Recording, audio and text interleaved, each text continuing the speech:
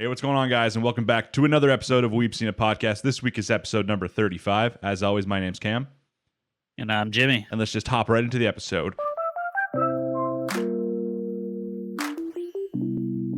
And welcome back, guys. As always, thanks for watching. Thanks for joining us for this week's podcast. We know that it is still a little weird with the online thing. We're still getting used to it. Yeah. You're still getting used to it. So if there's any little mistakes or cameras moved a bunch or some colors off or some of the mics dip out for a second, forgive us. We possibly only have another, 1 or 2 episodes, I think. 2? If everything goes perfectly, we only have one more. Yeah, I guess for the day. So if if life turns out well and everybody's getting vaccinated and all that kind of fun stuff, we could be back in person in only a week. So it was a nice temporary measure, hopefully. But this is good to have. You never know. There could be other circumstances in the future, like big snowstorms, 4th, 5th waves, tsunami hits us. Any one of these things could happen at any given time. And at least now that we have the stuff for the online podcast, we'll at least be prepared, which is quite nice. True. So before we get into this week's actual episode, talking about all the anime, well, I don't think we have that much little news to talk about first. One big thing. Yeah, one big thing that was like really, really exciting that came out of nowhere was Made in Abyss Season 2. Yeah, I have no idea where that came from. Just suddenly it was in my feed. It's like, oh my god. How many years has it been? Like 5? I don't think it's been that long. Maybe 3 or 4. It feels like it's been 100 years at least. I'm gonna look this up. Made in Abyss, because obviously it was an Amazon Prime original, I think. Yeah. And it was just like, yeah, it was Prime. Everybody they drew you in the same way as always, right? People would be talking about online, like, hey, watch this show. It's really funny. It's got cute kids, but like the subject matter is so dark, right? That was like the selling point. So I watched it, and the first couple episodes, it's like okay, I can't really get behind the art style, and like the characters, like I'm not the demographic for this. I'm not a bunch of children. But after a few episodes, obviously, you get to some of the points where it just like really, really pops off. And I don't necessarily love like dark anime, but like the dark stuff in this was like entertaining to me. It was more like exploratory dark than like I don't know. At one point, edgy dark. At one point, I had a little girl trying to cut her own arm off with a rock. That's the kind of dark I like, Yeah, it wasn't edgy dark, which is what anime always like, leans to. Yeah. Or typically. Came out 2017. So almost 5 years. Almost 4 years. Yeah. So I mean, it seems like longer than that though. I mean, there's been a lot of series since then, right? So well, even it's always weird with Western shows. You hear about it at a certain time in the year. They always say which seasons got renewed, like which shows got renewed, which shows got canceled, which shows on a hiatus. Anime, you just sometimes never hear about again, right? Sometimes it's like 1 year later, or as soon as the anime finishes. We had some from last season that are like, hey, next season comes out, this time, like stay tuned. That were confirmed for next season right away. We have other shows that were hugely popular who were just like 5 or 6 years down the road, you haven't heard anything from it, and then all of a sudden it's like, hey, movie, or like second season or something. So yeah, sometimes they just sneak out. I've just actually had shows pop up in my feed before. It's like, wait, this is new. I already watched this. Wait, no, it's a second season. Oh my god, new season. Yeah, I don't know. There's some shows like Noragami, for instance. Everybody's still waiting for the 3rd season of that. I mean, I didn't even know about the 2nd season. I did. I watched both of them at the same time, and I was like, man, this is a sick show. I can't wait. Like, what are we getting? Like, when's the 3rd season coming out? Because I came to it a little bit late after the 2nd season. And then people are like, I don't know, dude. They're like, who knows if it's ever coming out? They're like, oh, I've heard rumors it's coming out, next year. And that was like 5 years ago, so. Yeah, I just remember I was thumbing through a feed one day, and it was like, wait, Noragami got a 2nd season? Oh, my God. Yeah, there's a lot of shows like that in anime that just you never hear anything from, and then all of a sudden a new season drops. And then I think I saw a YouTube announcement from one of the anime YouTubers, and it was like Made in Abyss announcement tomorrow. And I was like, okay, like there's only 2 things it could be. It's like Made in Abyss new season. I was like, or Made in Abyss movie. I was like, it has to be one of those 2 things. And either way, I'm down. And then I went onto the exact same channel the next day, and it was like Made in Abyss 2nd season confirmed for like next year or something. And I was like, fuck yeah, like this is dope. So, because now it's not like, hey, I get to watch this sick anime. It's like, hey, sweet. That's like one more guaranteed banger show for the podcast when we get to there, So now there's like 2 elements of it, Other than that, I think I saw a post yesterday that said a new Dragon Ball Super movie's coming out. I didn't watch Super. I literally just watched like the YouTube highlights, like the best fights and stuff. I mean, Dragon Ball's one of those things you can kind of get away with just the highlights unless you really like the shonen fight scenes. But yeah, like I'm an original like Dragon Ball Z fan. Like back in the day, I played all the games and stuff on like Game Boy Advance, and that was like how I got into it. But yeah, I don't know. I didn't really feel like sitting down and watching all of Super at the time. I know, there's a lot of Dragon Ball fans out there who will hate me for that, but I was just like, hey, let me just Google Goku Jiren fight and watch the whole thing on YouTube and take 20 minutes instead of like 5 days. I mean, honestly, the Jiren fight was like half the season, anyways. So yeah, I'm sure got it. I'm sure the movie will still be hype. Like I might watch it. I can't even think of the last time I watched a Dragon Ball Z movie. I really wanted to watch some of like the Broly one and stuff like that, but I never did. Yeah, Dragon Ball's really weird because the canon around them is weird, and they never really count, and you're not sure what that. Yeah, it's kind of like it's like watching like a Pokemon movie. You know, it's like, oh, I always really enjoy them, but like after this movie ends, they never speak any of this shit again. Like, did Ash ever run into that legendary Pokemon? Like, at which point in the anime is this? Oh, he has this Pokemon right now, but he doesn't have the next one, so it must be in between these 2 seasons. Yeah, I don't know. Does Pikachu ever talk again? Like, yeah, who knows? Speaking of anime movies, though, I also did watch 2 anime movies this week, which was the My Hero Academia. The hell was the name of the second one? Heroes Rising, I think. Heroes Rising, yeah. Heroes Rising, and then I also watched, of course, Demon Slayer, Mugen Train. Yeah, I'm really pumped to see that. We're still debating on if we do watch that. Like, it just premiered in theaters in the U.S. I think like last weekend or something with crazy good box office numbers. So we're still discussing if Jimmy does watch that soon and we want to do an episode on that, we might. But I'm going to give a bold opinion here right from the start. I actually enjoyed Heroes Rising more.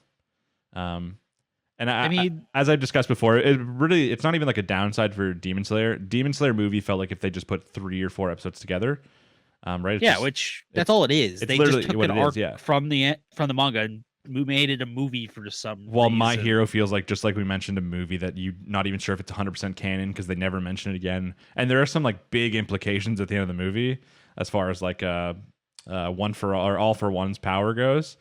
So but then like I'm like, hey, like they could have done this in all these other fights and the thing, but it still had that like movie hype ass like last fight. The animation was just absolutely insane. I don't know, it just it was the same thing. I liked the first My Hero movie, but this one was also a lot better. It's the difference between actually being made to be a movie and just being an arc from the series. Yeah, I don't. It's like, both. I'm they not both sure are what's good. With that movement, but yeah, they're both good. But at the same time, I think I would have liked if they just kept anime movies being anime movies, and they had their own seasons. But it seems like we're very much going away from that now with stuff like the quintessential quintuplets, the Demon Slayer, stuff like that. So that might be the future we go to, and it definitely wasn't bad. But there's something special about sitting down and watching an anime movie. I don't know, and I don't want it just to feel like I'm sitting down and watching 4 episodes of the anime, like I'm binging it. Yeah, and the big thing too is that you can get away with not watching Heroes Rising until years down the line. Yeah, and you kind of like, have to watch Mugen Train to get the next season. Yeah, and it also sucks as we mentioned with quintessential quintuplets. The shitty part about us, obviously, in the West is that the translation time is so long, right? Like Demon Slayer movie came out last year inside Japan, and we had to wait this entire time, and it just came out now in box offices. And I don't even know if there's technically an official way to watch it yet. So I mean, until that happens, it's like a really long time to have to wait if you're a fan.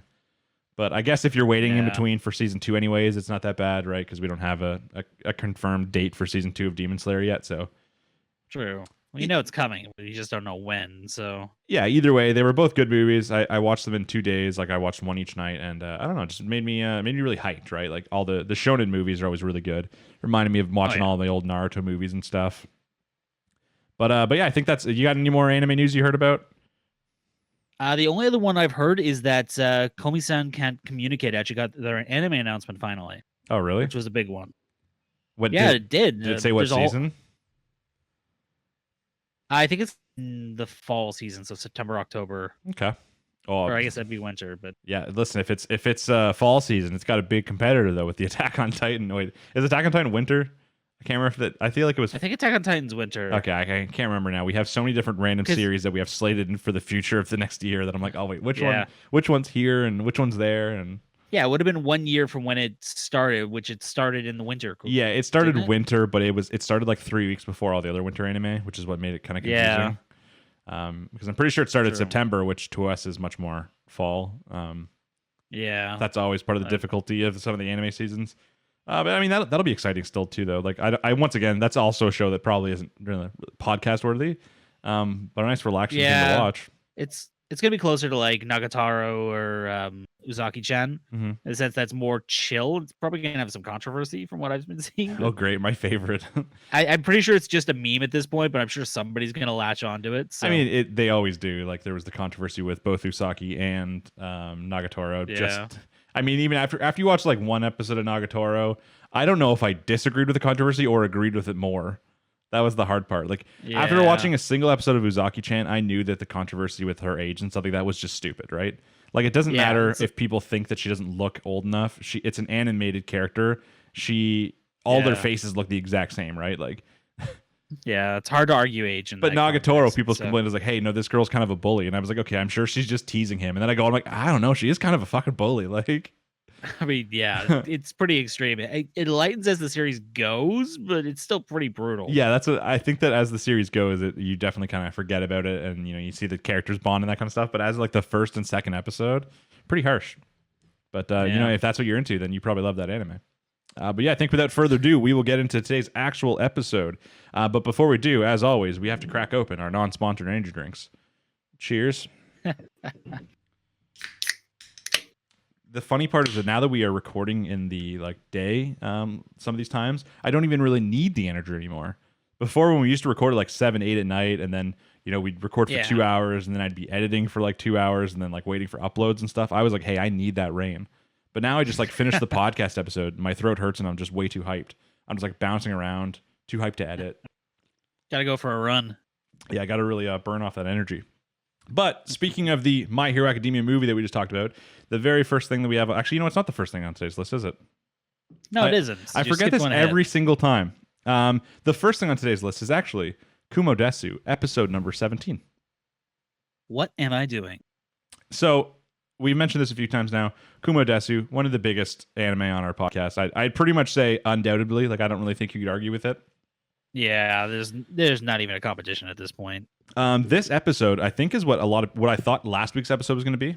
Because I remember when we still had questions about reincarnations and stuff like that, people were like, "Hey, next week they kind of get into it a little bit more," and then they didn't really. Last week was more setup, but then this week it's pretty much almost all from the human perspective of the show. Yeah, we get a little bit of Kumiko towards the end, but yeah, you get it's almost entirely. Yeah, you get a real brief, see what's going on with her, and then a little bit of the actual Demon Lord character right at the end, I think that's post credit. Yeah, I think it is because it's her. We'll get into that later. Yeah, but almost the entire thing is exclusively on the human perspective, which is useful in a few ways. But yeah, it's just, we've mentioned this before. It's always so weird because it's the very first thing we talk about now in the week. So it's the actual first anime on the entire list that we watch, which is always the worst. So whenever we fuck up, okay, whenever we make mistakes, and you're down there and you're about to comment how we messed up, yeah, I appreciate that. But just remember, I'm okay, this is, we got to remember all this. I know people are always like, hey, why don't you guys just take notes? And I'm like, the issue with that is because we did it for the first couple episodes, is then I feel like when I'm watching the anime, I'm way too busy trying to think about things I have to take notes of than I am just watching and enjoying the anime. Yeah, I did the same thing, but then I just started doing gut reaction notes, and I would look back at them. It's this isn't very helpful. Yeah, it would just be I would literally be watching a thing, and it would be 3 minutes, and I'd be okay, I have to remember that he just did this, or people are going to comment on it, and I'd just be going through the entire thing, and I'd be did I really enjoy that anime episode as much? You know, because I was too busy thinking about what the notes and all that kind of stuff are. But luckily this week I only watched Kumo Desu yesterday, so I don't forget too much, hopefully. But I know 100% there's going to be a small detail or something that we miss, so feel free to comment it down below. I'm sure that I can't imagine there's something we just one day nail every single aspect of every episode of Kumo Desu. It's just impossible. I mean, there's so much to dive into too. There's a lot of smaller details and a lot of just things in the background with the stat screens and all that. We tend to miss at least something. I know the big thing with the last episode was we completely screwed up with the Demon Lord stat screen, and we missed the name and all that. Well, I remember I kind of saw the name, but the big thing, we might as well get into the mistakes from last week. Maybe that'll be the new thing for the Kumo Desu part. We'll start with the last week mistakes. So before, one of the big things is that I constantly thought that she was a reincarnation, and some people are I don't know where you got this from, and then some people are hey, you probably thought this from this part, because she mentions. Yeah. At one point, I'm pretty sure she mentions one of the characters by their real names. It might have been Shun or something, not by his hero name. Which is if you're just watching this and you don't know, that's anyone who's used those names has been a reincarnation.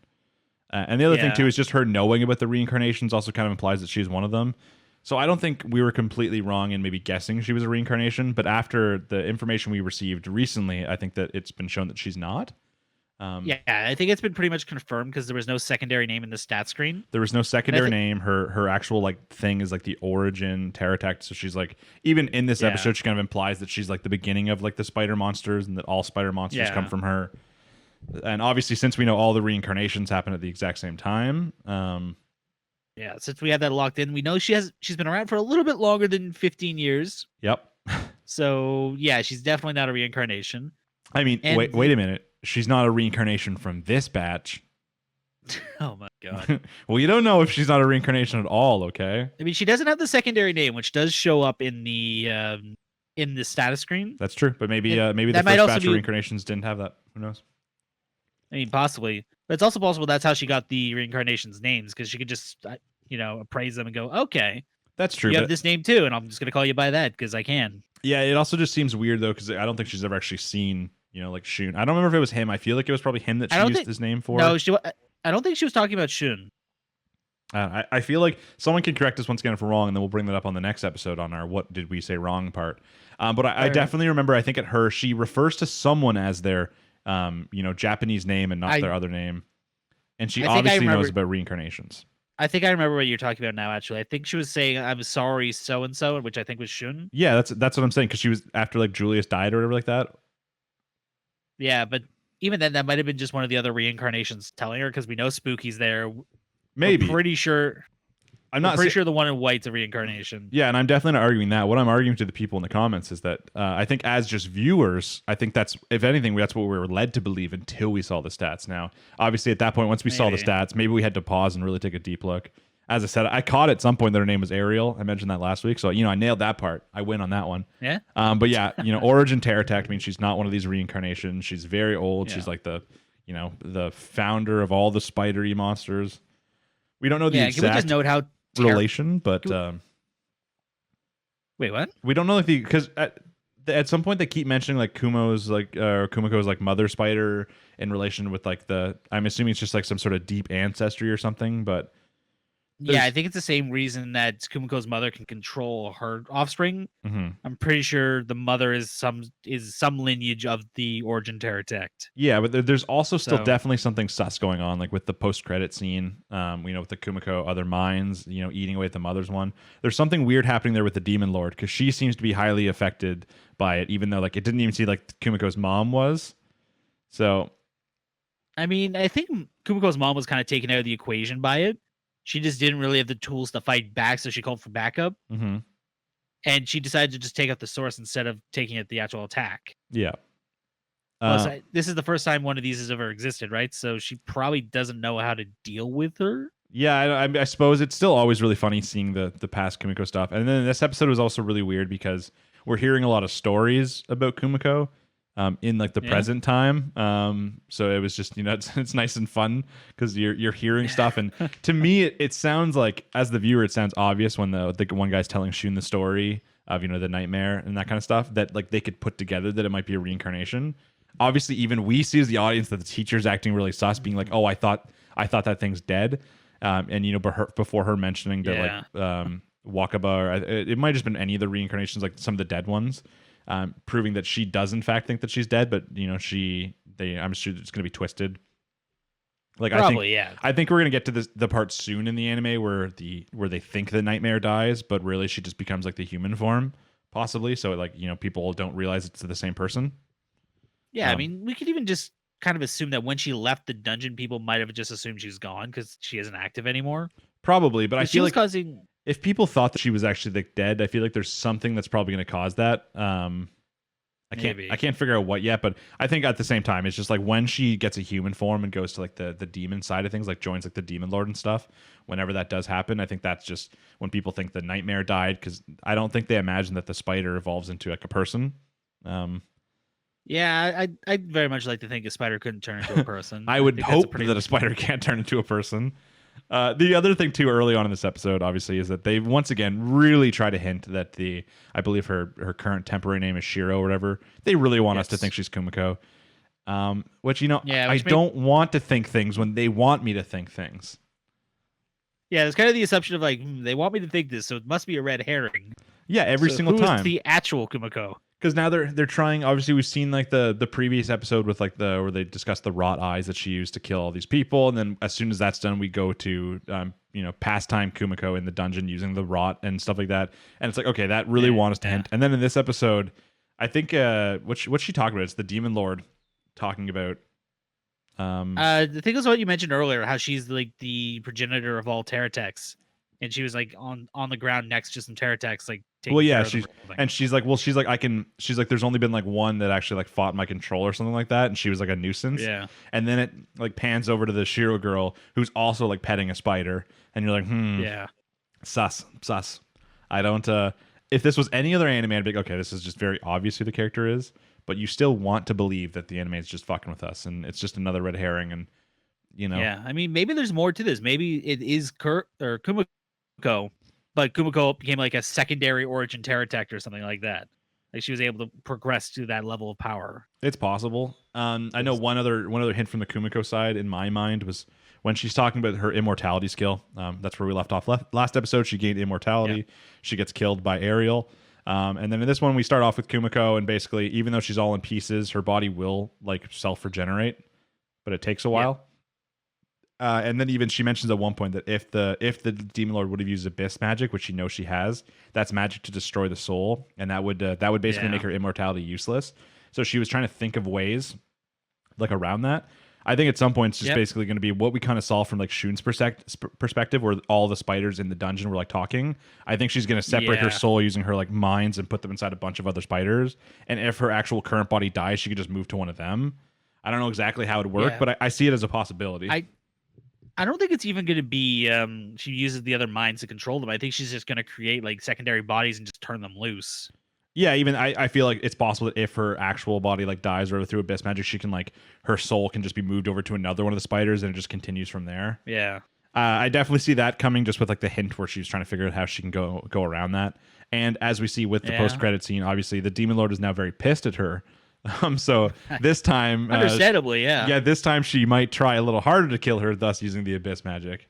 I'm trying to basically get out all the it's complicated to try and figure out in which way to talk with this episode, because as we mentioned, most of it's from the human perspective, and typically what I like to do is we like to try and separate, like, oh, let's talk about the Kumiko side, let's talk about the human side, we'll separate them in two parts.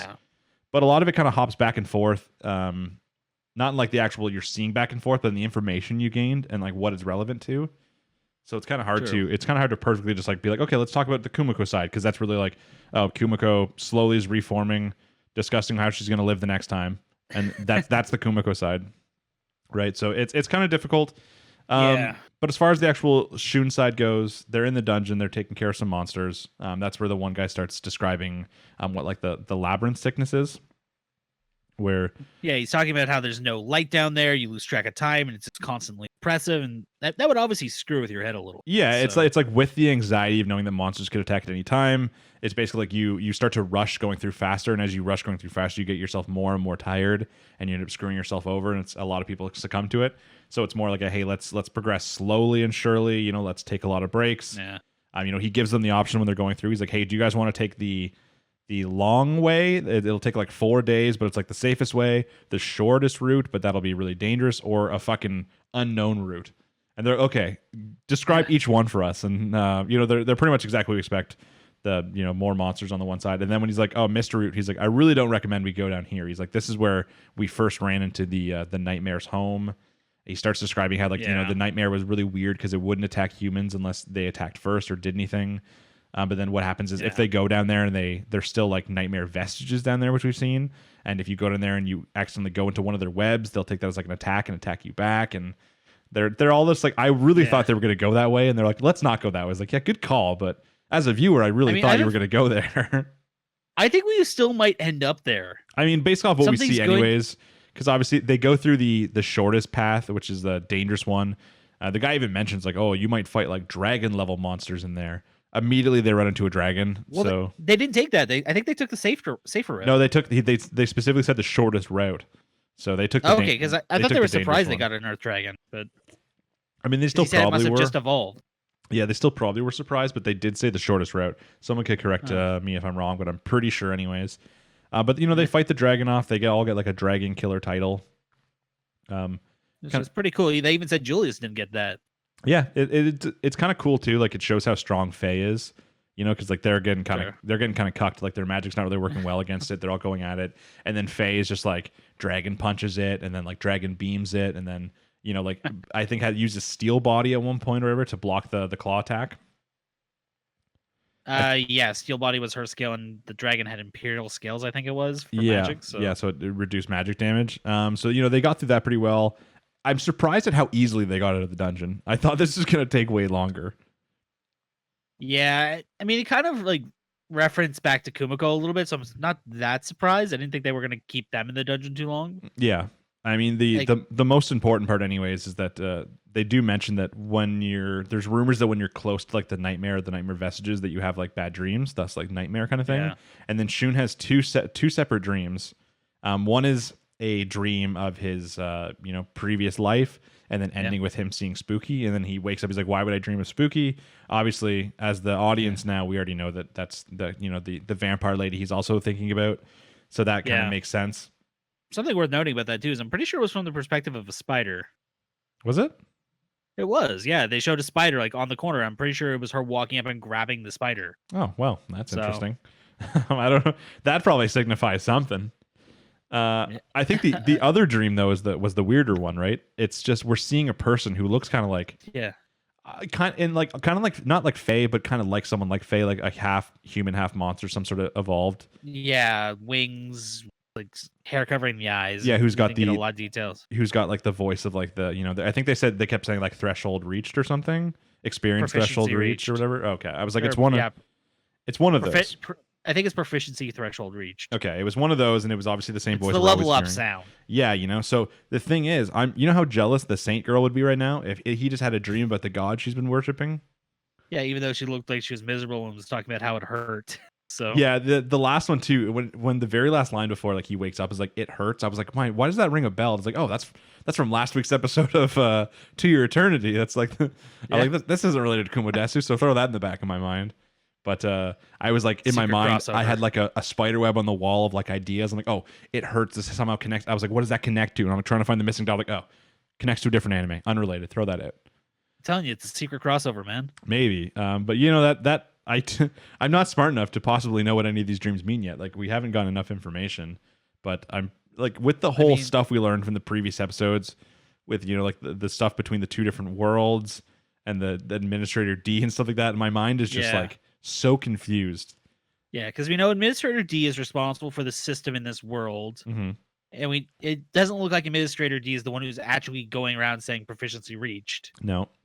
So do they like enslave the old god to do this? It's possible, because like, hey, even before the people were before these characters were reincarnated, it seems like this was still a thing, right? It's not just something that the reincarnations have.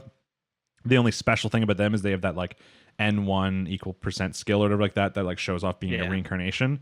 But like even before they were reincarnated here, people were still having like hearing this voice when they hit certain thresholds and stuff like that. That's where this religion's based off of. Yeah, it's not a new system. It's been there for a long time. So how old is D in this context? Yeah, these are the questions. These are the questions that I have no fucking idea about.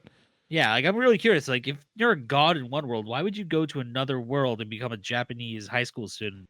I don't know. Or the same. Like, some people, I don't remember if they said anything last week. One of the theories, or like one of the questions, was basically, like, is this a high school kid who somehow either creates or stumbles upon an alternate reality world and tries to get control of it, and then the hero and the demon lord come to this alternate reality to stop them from trying to take control, and that's where they explode the classroom. Like, there's too many questions.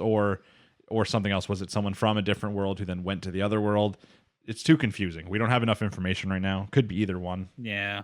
And then I think the last really important thing with Shun's side is running into all the vestiges.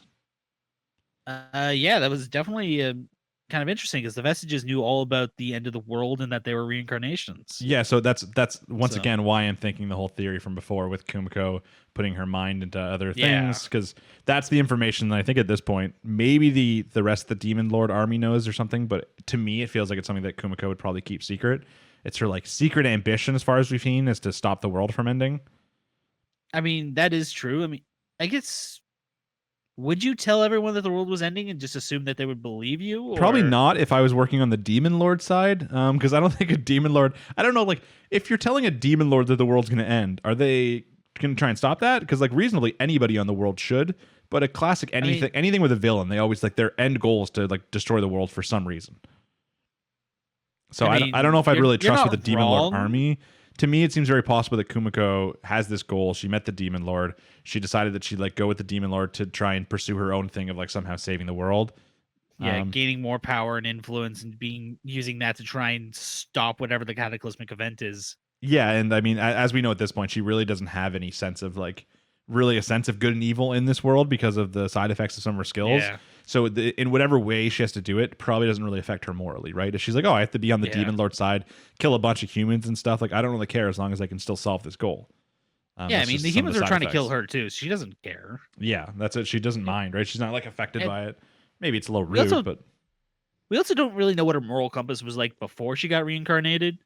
That's true. Like maybe there's a reason she was reincarnated as a spider monster. Yeah, I mean, I'm sure like even early on, you know, she doesn't want to eat her like siblings and stuff like that. She thinks it's like disgusting. Yeah. But then she eventually does it. And then it's just going off there, how many skills she gets, all these side effects. Probably the main reason the sensei, you know, the teacher did not want Shun to get a bunch of skills and stuff. Because it's not just like you're not just getting better. Yeah, you're getting side effects, some negative on top of all these things too. It can really change who you are as a person. That is true. But yeah, I don't know. Like it was just interesting because they mentioned like the end of the world. They mentioned reincarnations, stuff like that. So yeah, you know, that's where even Shun starts to go after them to like try and talk to them. The other guy gets pissed and punches him in the face. I mean, yeah, a lot of interesting information. I mean, nothing really new for us. It was more just it's new for it's gonna have to make them wonder again about like, you know, about this original nightmare or the nightmare vestiges, something related with reincarnations, the Demon Lord.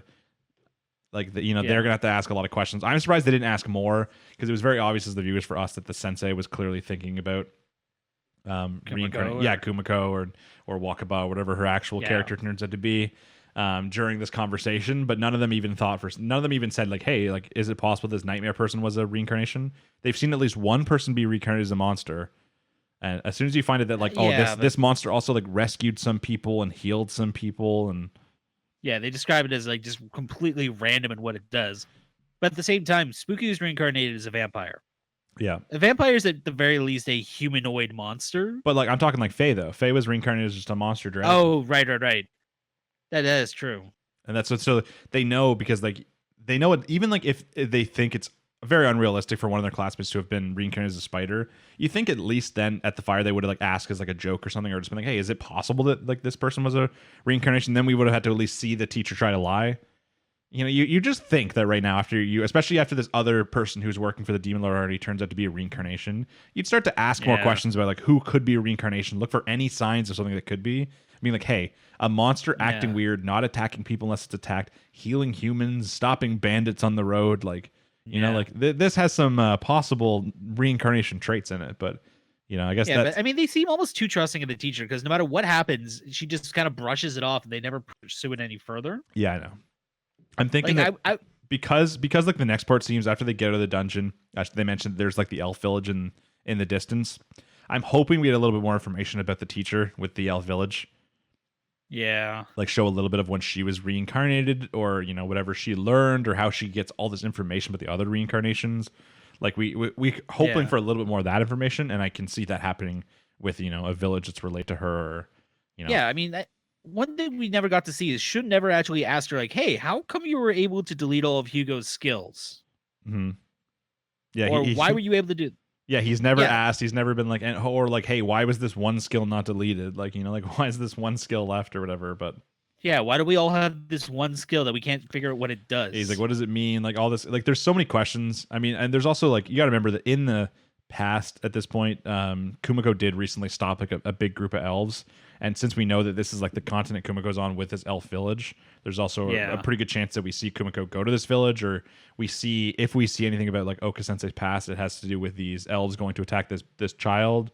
Because they were specifically going after Spooky, which were they targeting reincarnations at this point, or yeah, or it could have just been the whole vampire thing. Like there's a lot of questions that I hope we get something with the teacher's background, because she's got too many mysteries around her still. She's really like she's the most mysterious person on this at this point, other than like possibly like the Demon Lord.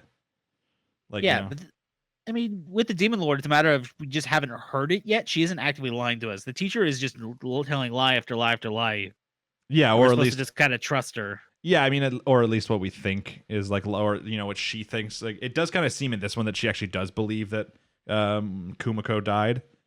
Yeah, well, I mean, if she's using some sort of like appraisal skill or a tracker skill to find everyone, Kumiko being able to block appraisal probably has something to do with that. Yeah, but you think even with her ability to take away skills and stuff like that, you think that she'd know enough that she would know that there are people out there who can block appraisals even. So I don't know. There's a lot of questions around this. So that's basically what I'm hoping that we get from like the next episode, is we get more information on her past. If we see her going out to like try and locate all the reincarnations, or if we see her just have like an ability that helps her find them and stuff like that. Either way, I just like to know more about how she does it. That way we can kind of see why she thinks Kumiko's actually dead, and then we can kind of go from there. Maybe she doesn't even believe she's dead. Maybe she just is trying to lie so that they don't think that their classmate became a freaking spider. Yeah, that was our original guess, right? Like it's easier to instead of explaining how like one of your classmates or multiple of your classmates are on like the Demon Lord side, involving with one of your characters like brother's deaths or whatever. It's easier just to be like, hey, they're dead. But like in this one, it was like my first hint to maybe her actually thinking she's dead, because she's like, no, like I thought that nightmare died like a long time ago, and the guy's like, yeah, apparently they did, but like who could say for sure? So. I mean, maybe this ties into what's going on with the Demon Lord. Maybe the Demon Lord is going to do something to destroy Kumiko. She sees that happen, but Kumiko goes to one of her vestiges and comes back. Yeah.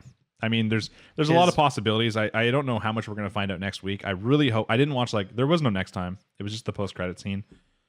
Yeah. But I do hope we go to like the Elf Village with Shun's party, and obviously with Kumiko now, with the post-credit scene, and the Demon Lord being quite pissed. I think that we're either going to see Kumiko develop a way to not die to abyss magic, or like I try to think of what else Kumiko could really be doing. Come up with a truce. Yeah, obviously. Like, hey, I'll stop attacking if you stop attacking me. At this point, with what we're supposed to believe, the two of them work together in the future, but this is still like 15 years or something down the road. Who knows? Yeah, a lot could happen in that time. Yeah, so at some point we have to believe like, oh, these two characters are going to come together, but I don't think the show would so early just put us at like Kumiko working for the Demon Lord inside the castle. It's kind of boring compared to like the Kumiko wandering around learning with the world, stuff like that. So I don't think we're going to get there for a while. I think that they might just have to like make a truce for now. But obviously the Demon Lord doesn't like the fact that Kumiko doesn't listen to, the orders and stuff like that. She's out of line, if you will. Yeah. And now she's definitely pissed when she went. It was like her inside like the mom's mind as well, right? And she noticed that one of Kumiko's other personalities were like eating away at it. And then it started affecting her, and she was getting pissed. So she's like, I'm going to go fucking kill that spider. She's like, I thought I did kill that spider. She's like, how is it still alive? So. Yeah. Yeah, we know that I she's guess immortality is not a common skill here, so. Yeah, clearly not. I thought the Demon Lord, like, I didn't think we'd actually see her get, like, even slightly injured, as she looked kind of injured while, in the mind, at least, while doing this. Also getting, like, really, really mad. It's not the classic Demon Lord who's so strong nothing affects them. That's what I kind of thought they were going to play with, but she looks pretty affected already. She was pretty pissed. I mean, maybe 15 years down the line, she's like that. Yeah. I mean, like, as far as we know, this is the origin character. She's had a lot of time to live from what we guess. Yeah, but maybe she just hasn't been doing anything for the last few centuries. I mean, maybe she's gotten lazy, and then Kumiko's the anger is gonna spark her into a next stage of growth or something. But either way, it should be exciting to see next week. I'm hoping we go to the Elf Village. I wouldn't mind another episode with more like.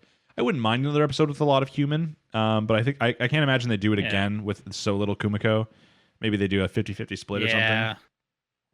But we're probably gonna get more of a Kumiko focus on the next episode, but they're still gonna give us a little. Yeah, because we still at least have to see them get to wherever they're going or whatever like that. Either way, it'll be exciting to see. Obviously, if you guys have any comments, theories, anything like that, leave them down below. If you want to correct us on anything that we said in this one that was wrong, we'll get to that next week, or we'll respond to in the comments. So, we'll be seeing you next week for episode number 18. We're almost done. That probably leaves us, like 6 more episodes, I think? Yeah, I think it's a 24 episodes. So. Yeah, so either like 5 or 6 episodes. So that's going to be crazy. So, stay with us, and we will be talking about it till the end of this season. Next up on the list is My Hero Academia, episode number 95. Match 3. Match 3. So I think the title gives it away. It is the third match. Yep. They don't immediately start with the third match because of the damage from the last round. They take like a little break and they move to a different arena, which looks the exact same. So yeah, it's the exact same arena. It just isn't wrecked and covered in mushrooms. Yeah, exactly. So yeah, because the comic guy and the guy, he was yelling at Kendo in the comic book. Kendo didn't really do that much damage though. I mean, Kendo was the captain, so it was her plan that did that. So yeah, I suppose. I guess that's why. Yeah, in between the time, so it's just a little break before the third match starts, and it's kind of going over again how much of a sweep that was for Class 1B or whatever, because they just absolutely, it was like a 4-0. They weren't even really that close to winning. They had like all these plans for it all. The Vlad sensei, the teacher's just still fucking being super biased and like bragging about how easy it was. Oh god, yeah. I mean, he has to be, right? Because no one else supports Class B. And that with the one dickbag blonde student who's just laughing at them, be like, "What an absolute victory for our class again!" Fucking Modema. I think I always had another absolute victory for our class, just like the last school festival. I'm like, I don't know, dude. Last time I checked, I'm pretty sure all of the top 3 students were all in Class 1A of the school festival for the end.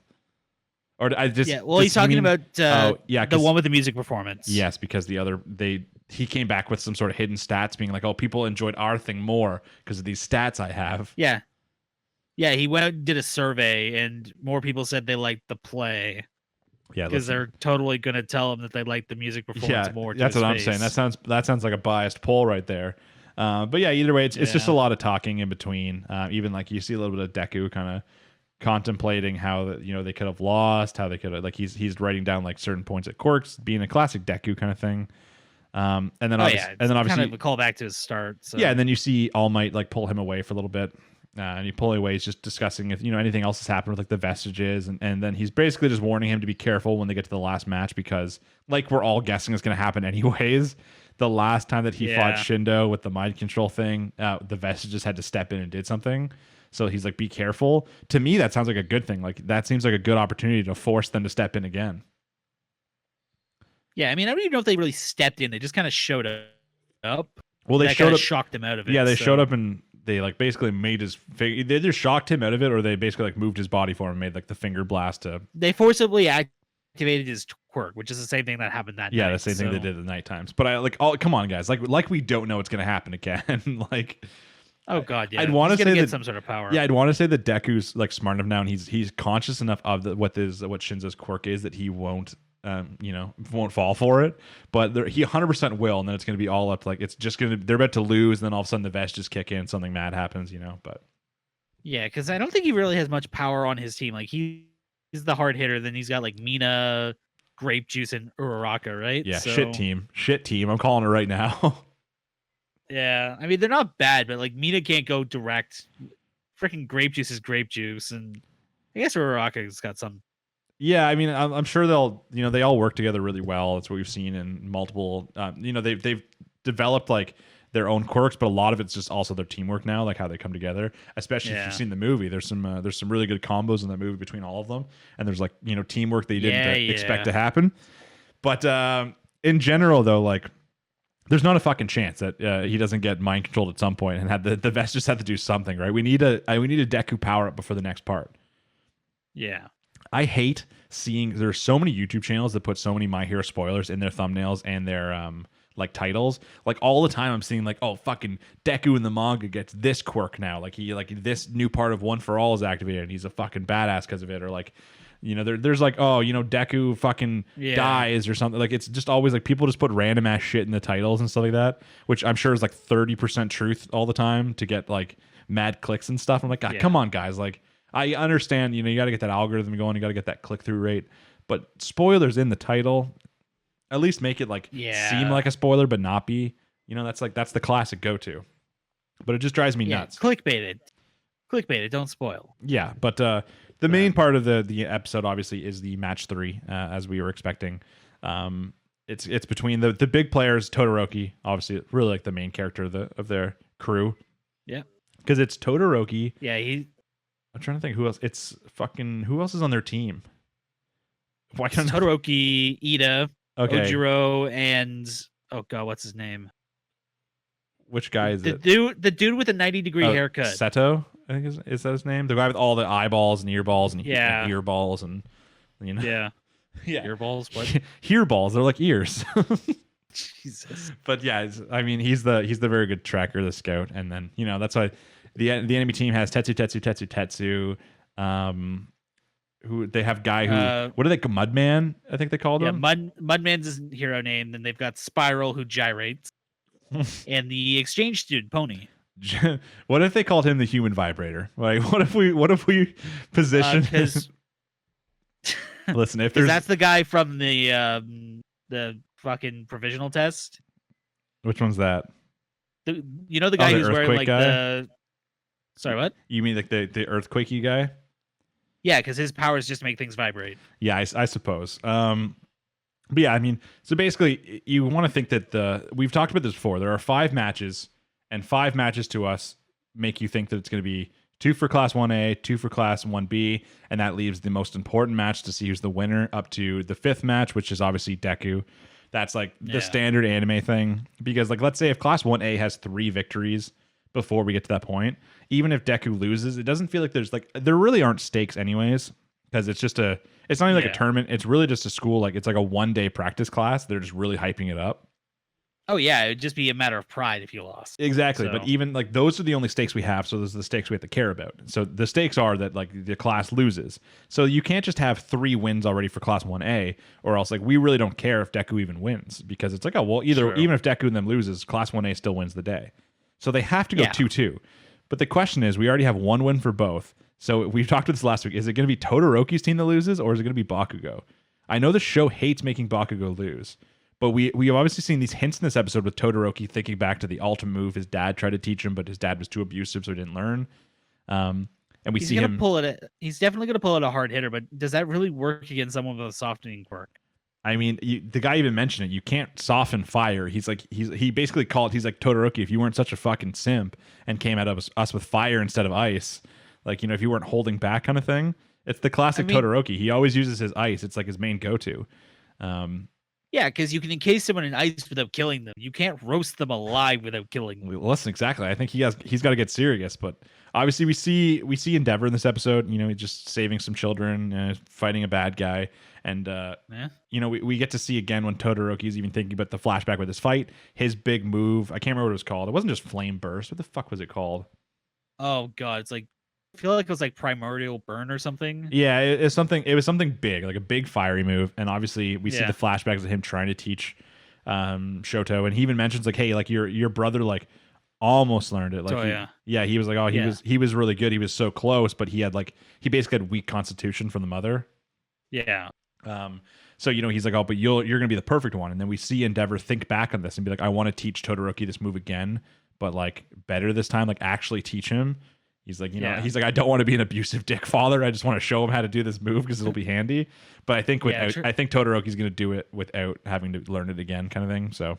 Yeah, I think he already has it down. He's just gonna bust it out as or it's possible that he goes to do it. Like, this is a classic anime thing. He goes to do it and he does it to like 80 or 90%, like almost perfect, but he doesn't quite get it, and that's what makes them lose. Yeah. And then after, his father will teach him how to do it as part of his like next little arc. That's a very anime way to go to it too, right? You show off how cool he is, how powerful he is, but still make them lose so that Bakugo can come in and win. Yeah.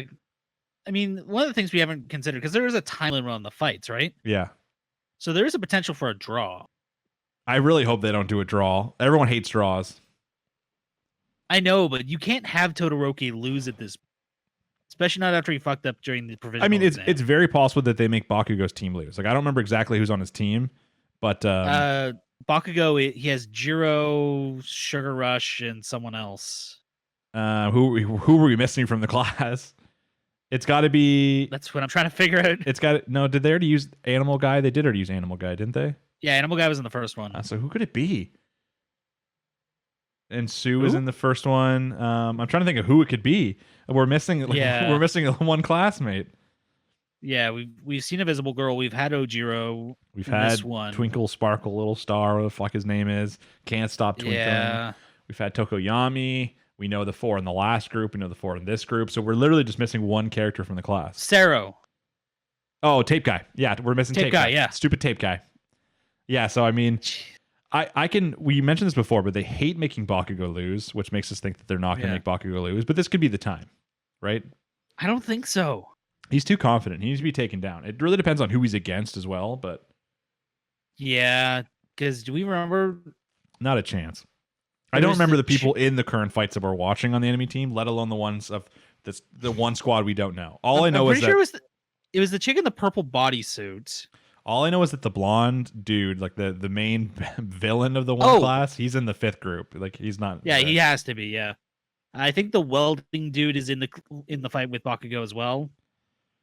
I don't know. So, one of these two has to lose. My prediction right now, I'm going to throw it as what I said, where basically Todoroki's going to go to use his ultimate move, and it's going to have to 100% hit or like work for them to win, and it's not going to be quite there. It's going to falter last second, and then because of that, they'll lose. But they'll be like, oh wow, we almost lost. If only that would have hit us, kind of thing. Like trying to give Todoroki his dues, and then he's going to be like, I need to go to my father and master this, bringing them a little bit more together. And that's going to be like, it's going to be like the classic, oh, we lose, but like think about it's more about the friends we made along the way kind of situation, you know? That's what they just did with Momo. I don't know. Yeah, they're going to do it with every team, Jimmy. Get used to it. Every team. And Momo's was the worst because like, what the fuck did they learn along the way? She sucked. I don't care what they say. But like Todoroki, at least, if he does like a huge move and it's like, you know, like one ice skull away from killing the entire enemy team, but then he runs out of power or something like that, you know? And he's like, oh no, we were so close. If only I would have mastered this, they all would have been dead now. I love how you keep going to death. Like, can you imagine the teachers going to these students' families? It's like, sorry, they died during a training exercise. I'm just saying that if the fucking 3,000-ton big comic book made out of pure rock fall on one of them from the one guy, you die. Yeah. Like, you know, that seems a little risky to me. Yeah. But like all of a sudden, you're it's not like, wrong. Yeah, I don't know. It's one of those things where it's the classic anime. You know, one of them gets like kicked into a pipe and fly through half a building, and I'm like, you know, normally that would at least make you concussed, but I guess he's fine. Yeah. But I don't know. Humans are tougher in this world. That's my prediction, anyways. The other thought is that somehow they just don't give a fuck about the 2-2 going to the 5th match, and one team actually does win more. But I don't think they're gonna do 1B like that. You know, I think if anything, they might do the Ash Ketchum thing where 1B does eventually end up coming out ahead and they win this too. But I hope not, because a lot of times I feel like they do that too often in anime. It's like sometimes you just got to you have to give a main character a 100% victory. Sometimes you got to really show. There needs to be that moment where you really show their growth. And I feel like right now we haven't had that so much in the recent times. And it's not just about us seeing the main character's growth. We need everyone else to see it too. Yeah, I mean, we got a little bit of that with Overhaul. Yeah, but even then, like, it wasn't the only reason he won was because of a different person helping him out. You know, like he only won because Eri was on his back using her quirk to reverse all the damage he was getting while he was fighting, or else he could not have won the fight alone. When's Deku going to 100% beat someone by himself, right? Yeah, because even in the sparring match he had with Bakugo, he still technically lost. And I'll tell you right now, in the movie, he did not win by himself. I mean, yeah, everyone's seen the trailers. So. Well, yeah, the movie's all about him and Bakugo basically fighting together. But in general, it's just like, there has to be that one point where it's like, hey, look how much Deku's grown. He can now take out like someone by himself without relying on someone else. But at the same time, it's like, I want to believe he'll be able to take out Shinzo by himself without relying on the vestiges this time. But that also kind of disrupts the point of the story where I think that 100% the vestiges need to be a part of this. So yeah, I mean, the thing with him too is you can beat Shinzo just by keeping your fucking mouth shut. Yeah, but then as we learned, that's one of the main issues then is that really ruins team communication. Sure. That was like the main point. It's like Shinzo's power was like the power was 50% useful, but beyond that, the fact that it then ruins the enemy team's communication was the other 50%. That's why the one team ended up losing. So, but now that Deku and them know that they've been using this time to come up with a plan. So I don't know. We'll have to wait to see when we get there. My prediction: Todoroki loses this match. Bakugo wins the next one. We go into a 2-2. Yeah, they're not going to let Bakugo lose. I can say that much with certainty. So yeah, and the only way I think they're going to let it, the only thing I think they're going to let Todoroki go out being honorable is he attempts to use this ultimate move that he hasn't quite mastered because he didn't want his father's help, and then after failing to do it, he realizes like, hey, I'm gonna have to put my pride aside, to fully succeed as a hero, and I'm gonna get my father's help with this. Now this father's no longer an asshole. He's gonna help him out, and then by the next arc, he's gonna have this super powerful move. Prediction. There it is, guys. You got any final thoughts on the episode of My Hero? I'm just tired of tournament arcs, man. Yeah, I know. Like the only reason, like I even saw a YouTube video the other day that was just like the reason no one's talking about My Hero Academia season 5, and it's just like ... boring. And I'm like, yeah, it's really hard. Yeah. Like they need to it's not like Sword Art Online level, but most of their seasons now have like a good part and a bad part, and I feel like it shouldn't have that in anime. Yeah, I mean, the part of it's they're staying true to the source material, right? And this was obviously designed to make people care about Class 1B. Mm-hmm. The problem is nobody cares about Class 1B. There's just too many characters to care about. Like, you've already, in 5 seasons, you've now made people relatively care about Class 1A, right? You're going to meet those characters, those people whose favorite characters are Sue or Red Riot or something. Like, they're not going to be as popular as probably like a Todoroki, Bakugo, or Deku. But in general, though, you're gonna meet people who's like, oh, my favorite character is fucking Invisible Girl for some dumbass reason. Like, it's possible, but like you're never gonna meet someone who's like, oh, my favorite character is fucking Vine Girl from 1B. Like, I'm sure you will, because probability. But in general, though, like, I feel like they want us to, like, you already have us caring about like a whole one class. Like, do we really need to care about a second class? Like, plus all these all these like expert heroes that we're meeting too along the way. Some of these villains we're almost supposed to care about in a sense. Like, I can only care about so many people at one time. Focus it on the right people. But either way, like, the main point of it is like, yes, it's going to be a slow start of the season, but from what I've heard, it's going to get hype as shit after that.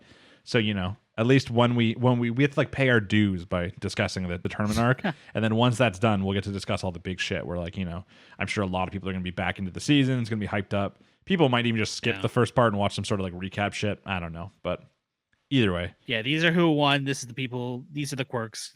We're done. Yeah, either like this is like the main story progression. You could probably sum it up in like 5 minutes. But yeah, I'm excited for when we get past the tournament arc, and I still enjoy watching it. It's more of anything. It's just hard to really talk about because, you know, it's just this guy kicked this guy. This guy made ice soft. This guy did this. It's like, okay. Yeah. Even like anime that's, you know, recently, like stuff like Jujutsu Kaisen, even we've had difficulty talking for long periods of time about just like a really, really sick fight. Even when it's like one of the best animated fights we've seen in a long time, we still can only describe the animation so much. We're not going to do a play-by-play and what happened in the fight. So it's how it is. But, you know, in like I think in a good My Hero arc, even more than just the fights, there's a lot of stuff going on, a lot of character drama and stuff like that. So when we get to that, it'll be really, really cool. So stick around if you're a fan of My Hero. I don't think we have tons of people watching for it yet, but as I said, when we get to the really hype part of the season, I think that'll probably change too. We'll probably bring more people in. Hopefully, yeah. Okay, so we'll move on to the next thing on the list. And the next one is another big one, which is Vivy episode number 7. Galaxy Anthem to make everyone happy with my singing. Well, before we even start, let me make you all sad with this news first. F in the chats, boys. We've been officially banned from the Vivy subreddit.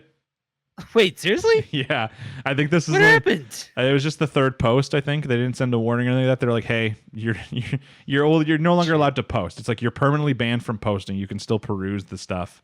And I'm like, "But this is VV content." I was like, "This is episode discussions." So I can't even you can't even go into the specific post being like episode 6 discussion and comment under being, "Hey, you guys want to check out this discussion?" It's a video discussion instead of like us just commenting, but. Yeah, unfortunately not going to happen. So hopefully the people who are already here, though, I think we already have a big portion of our audience from other animes. They are watching VV, so, you know, that's good at least, but probably not going to bring in too many new people with the anime, which is kind of sad because we mentioned it before. It was already kind of a risk because it has no source material. It had no pre-existing fan base. So. Yeah, which kind of sucked. So I was hoping that as the subreddit grew, you know, we could grow with it and kind of pull more people in and stuff, but life happens. People don't like self-promotion, even though it's just trying to bring in some folks. So, you know, if you're still here watching VV, make sure you leave us a comment down below just so we know. But we'll actually get onto the episode 7 discussion. Again, we're almost positive this is going to be setting up a 2-episode arc, I assume. I mean, yeah, this obviously isn't the full episode arc, and I don't think this would really count towards it. So yeah, this is definitely just set up. If anything, the only big difference in this is most episodes, I feel like you get the... like, you know, you get the thing that's going to happen. You get the piece of information pretty early on. Like, you know, what is the thing that fucks up this timeline or changes, and you need to change this. This one, you didn't get it till the end. Because a lot of this... the last line. Because a lot of this was just, like, weird, because it was setting up, like, Diva's character, right? Because a lot of this happened, basically. Since the last time we saw her, as we learned. The last time we saw her, she basically had a fucking mental shutdown after, you know, her cool robot blood and human blood in one hand. And then from there, she got, like, a full reboot. So what did they say? It's been like 12 years, I think, since then. Something like that. Because I think the concert that she's performing at is like the Zodiac concert, and I think they said it's the 12-year anniversary since the metal float shut down. So it's been at least 12 years, yeah. So so the thing is, like, we're seeing this diva, and she's acting very different. And originally when the episode first starts, there's like, I think there's one hit of her AI mentioning a reboot or like that. but we don't 100% know that that she doesn't just like, she's not just pretending to still be like a diva and keeping her Vivi side on the side until something important happens. But as the episode goes on, the diva just progressed over the time. Yeah, but because she's changed a lot, right? She's a lot more like confident now. We see even like as she's finishing like a concert, she's high fiving all of her like her staff and stuff like that, and they're like, oh, she never used to be like this. Yeah, she's a lot more bubbly and outgoing and talkative. Yeah, and obviously like far more popular now too, as they show like her concerts are now like large concerts. She's like going to be the final act of this Zodiac festival thing that they invited her to, which is a big role. They're talking about how she's constantly like breaking like records for selling out venues. So she's obviously a lot more popular than she used to be. So yeah, so it's cool. But then as the episode goes on, we quickly learn that she does not remember anything important at this point. And the main point is that she meets a young girl, a young AI, one of her sisters, because all 12 performances at this place are going to be by 12 of the AI sisters. Yes. And we meet the young one, Ophelia. She's called like what is she called? Like the fairy of the theater or something? The dark fairy of the theater. God, something of the small theaters. I'm sure fairy's in it somewhere. Yeah, I think it's fairy of the small theaters. But yeah, as we meet her, she goes on stage to do her sound check. The song seems really nice. Everyone's like quite pleased about it. And then, Diva's like, oh, now watch and learn kind of thing. She's like being like nice. Like she's not like being rude. She's being like nice but playful kind of thing. Like, trying to teach the young AI singer something. And then as she goes on stage to do her sound check, she looks up and she sees like a face she recognizes. It doesn't quite remember why she recognizes it, but yeah, she doesn't remember why she recognizes it, but she knows she recognizes it. So then she it just seems more like she doesn't like completely fuck up her sound check, but it seems like something was off. As she leaves, she's like, oh yeah, we need to fix the acoustics before that. And then even later we see Ophelia mention like, was something wrong at the sound check? So she obviously didn't give it her 100% because she was too distracted. But she goes to go follow this young man that she recognizes, and upon entering like a warehouse, a fucking truck falls on her, and we see her combat mode thing activate real fast, and she like triple backflip dives out of the way. Yeah. And then as an AI comes out to like to guff her, it comes flying out. Something comes flying out and hits it, and then stops its programming, that kind of stuff. And we obviously know it's Matsumoto. But then as she's talking to him, it's very clear to us now, 100% positive, that she does not remember this person. No, she does not. She remembers nothing. Even like there are some Matsumoto. There are hints too, like when he says the name, when she's like, oh, what's your name? He's like, Matsumoto. She's like, yeah, that fits. She's like, in fact, I don't think it could be anything but that, so. Yeah. She has traces. And Matsumoto did make a point of yelling her name when he went to save her. So she was like, why'd you call me that name? And why does it feel like he yelled like Vivi, and she's like, why'd you call me Vivi? And she's like, and why do I like recognize that name? Like, why does it fit kind of thing? So obviously she still has traces of her old memory before she's rebooted. And then she basically, she goes up to the roof of the place and she's like, hey, come out. And he's like, fine, I'm coming out kind of thing. And then she's trying to ask Matsumoto questions. She's like, why'd you call me Vivi? Who was that guy I saw earlier? That kind of shit. And he's like, I won't tell you. And she's like, well, since you saved me, it means you must need me. So what if I jump off this building? And then she jumps off the building. He has to go save her. She starts going on about her fucking weight and all that. She's like, let's see if you can save me. And she just jumps off. Full dead fall, and he's like, oh shit. Yeah, so he saves her, and then it's basically just her trying to ask him questions. And then him not answering, he's just like, he's basically explaining that he doesn't like need her anymore kind of thing. So yeah, that she's a faulty asset and that she's not going to work because she's not consistent. Yeah, and then he does eventually, I think that she mentions who was the guy she saw, and he was kind of confused at that. So she's like, there's like a piece of information you don't know. So he wanted to know who like the guy she saw was. So they kind of like made like a little deal where she'd give some information. So, Matsumoto starts to explain like what his original plan was. He's like, I was sent back to use you. You became like a VV, an agent to try and stop the, future where AIs and human have war. And she's like, oh, good one. Like, what is your programming fucked or something? And he's like, oh, this brings me back. It's like, it's been a while since you said that to me. But yeah, so he explains that, and he basically kind of says like, hey, you were rebooted 12 years ago after like so you fucked up at like the metal float or something like that. You couldn't like your processing couldn't handle it or something. And then he basically is like explaining how she's like weak and he doesn't need her anymore because she's like weak because of that circumstance. Yeah. And it basically she just still doesn't have like her memory back, but it leads to the point at the end where he says like, oh, we need to go do something now that's going to affect it. He's like, there's something with Ophelia here, like changes the, something happens to her. And she's like, oh, like, does someone like attack her or something like that? He's like, no. He's like, this is actually going to be the first occurrence of an AI suicide. So, and that's where the episode ends. So now we know it took a long time in the episode, but we know whatever happens here. I'm sure as we get into next week, he'll explain, what the repercussions are of such an act. But she's gonna she's gonna AI suicide. Suicide. I don't know. There's a term there for it. If you look deep. I'm assuming it was probably going to be something very public, like on stage or something at the time. Like it was probably going to be pretty dark in the original timeline. Yeah, probably. And one of the big things too is I wonder if it's the idea that if AIs realize, like, wait a second, we could terminate ourselves, if that just causes an outbreak of this. Yeah, I don't. I guess it has pretty big implications at all. If all of a sudden my toaster one day fucking jumped in the bathtub of his own accord, I'd be a little confused too, and I'd be a little bit worried. I'm like, wait, if my toaster's has enough mental ability to kill himself, like, can he kill me? And what if he jumps in the bathtub next while I'm in there? Like I'd be a little more worried. So there's obviously some implications here. And like just of that, I think the only circumstance we see of Ophelia being a different character is at one point we see her kind of make like a scowling face.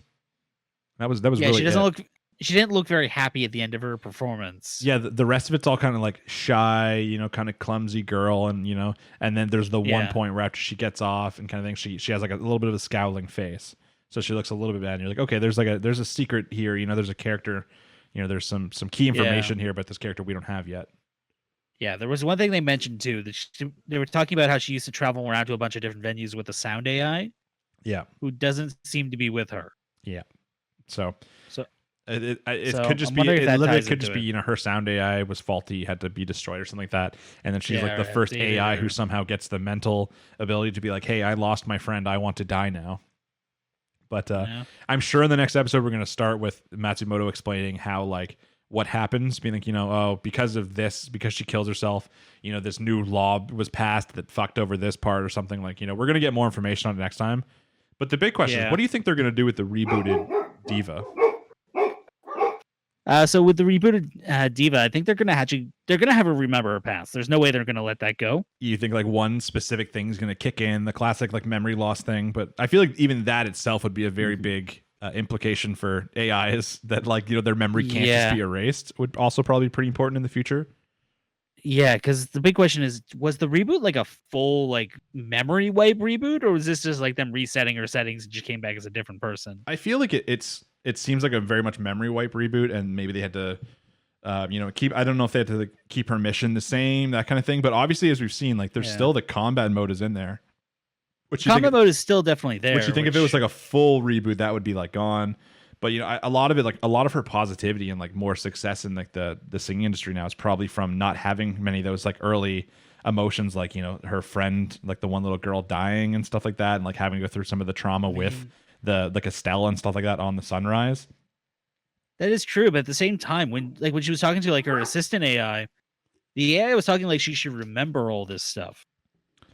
Yeah, I mean, it could. Like, it almost seemed confused that. It could have been like the memory, like the reboot wasn't supposed to like remove her memory kind of thing, but maybe like because of like the trauma, she's like purposely blocking out the memory she doesn't like, which is why it'll make more sense than when something happens and it all comes back to her. Yeah, because everything right down to the base of her personality is different. Because she used to be very like quiet and stoic when she wasn't performing. Yeah, she would go on stage and turn on like the the stage performer kind of thing. But as soon as she's done that, she'd like be done with that attitude too. But now it's kind of all around her. But as she mentions in this, she's like, it was so easy to do this when she didn't have any questions. But now that like the door is opened, even like a crack to what all this means, now she says she can't do an honest performance while this information's like still out there. Yeah, she was talking about how she was able to suppress it and keep a lid on all these emotions and thoughts. But now that he's kind of put that breadcrumb trail in front of her, she has to follow it. So yeah, exactly. Which is where all these questions and stuff are coming from. The other big question from the episode, obviously, is the guy that she sees. It looks very much like the young guy from Toke. Except for, of course, he's not that young now. But I mean, yeah. But do you think Toke's going to be responsible for the suicide? Some sort of like virus or program that forces her to do it? I don't know. That's the question. Because like realistically, even if Toke had nothing to do, like even if they didn't show up at the metal float, we haven't learned what the repercussions were yet of like those human deaths there. So even if they didn't show up, nothing really in the metal float would have changed that much. So they didn't actually have that much affecting in that storyline. They do mention it at one point in this. They do talk about the incident at the metal float has caused strife between humans and AIs. Yeah. That's the reason for the Zodiac event. So. Yeah, right. It's been 12 years since. It's like a bonding thing, but like they don't necessarily say like, at least we haven't had Matsumoto explain like how this affects it, which is the most important part. Yeah, he's the one who kind of gives us that grain of salt. My big this question is exactly what happened. My big question is obviously this guy looks like a young version of the man that we've seen. He would not be that young anymore. He was older the last time we saw him, and it's been 12 years since then, so he's older still. So is this a son or is this an AI? You think he just made an AI of himself to go screw I'm just over saying other AIs? it's possible. He used an AI before to fuck over other AIs, right? He used what was her name? Beth? No, Elizabeth. Yes, so Beth. Yeah. He used her, and he used her well, right? Like she was a loyal servant who did anything that he needed, and like even saved him in the end, which changed some of his feeling about AIs. But we've seen that he's been able to use them before. So what if he has, or what if like even better? What if it's not him who made this one, but someone else made? There's like an army of this guy now. Yeah, I mean, it's only been 12 years, so he wouldn't necessarily look that old at this point. No, but I don't think he would look that young just like by shaving, Like I get it is anime, I guess, so sometimes it's hard to distinguish between. It's either like you're young or you're old in anime. Yeah, there's not a lot of middle ground, so. But just in general, I cannot imagine it just being him. So like the obvious implication would be either A, it's his son, which I think is what you're supposed to assume at this point, would be my guess, right? Probably. Like its son moved over, he's handed down the reins of the destroy the AI dream. Or as I said, we don't even know that. I think it's For all we know, this is it's possible. I guess if I went back to look at it, I could probably see if there's any, AI thingy on his neck. They probably wouldn't show that, or at least if it looks like it's purposely out of view or something. Because I think that would just be an interesting little twist. I mean, yeah, but at the same time, we don't even know this guy's anti-AI. For all we know, that after having his life saved for like the third time, he decided, you know what? I'm pro-AI. I wish that would be true, but I have a feeling this guy is going to be a little more stubborn than that.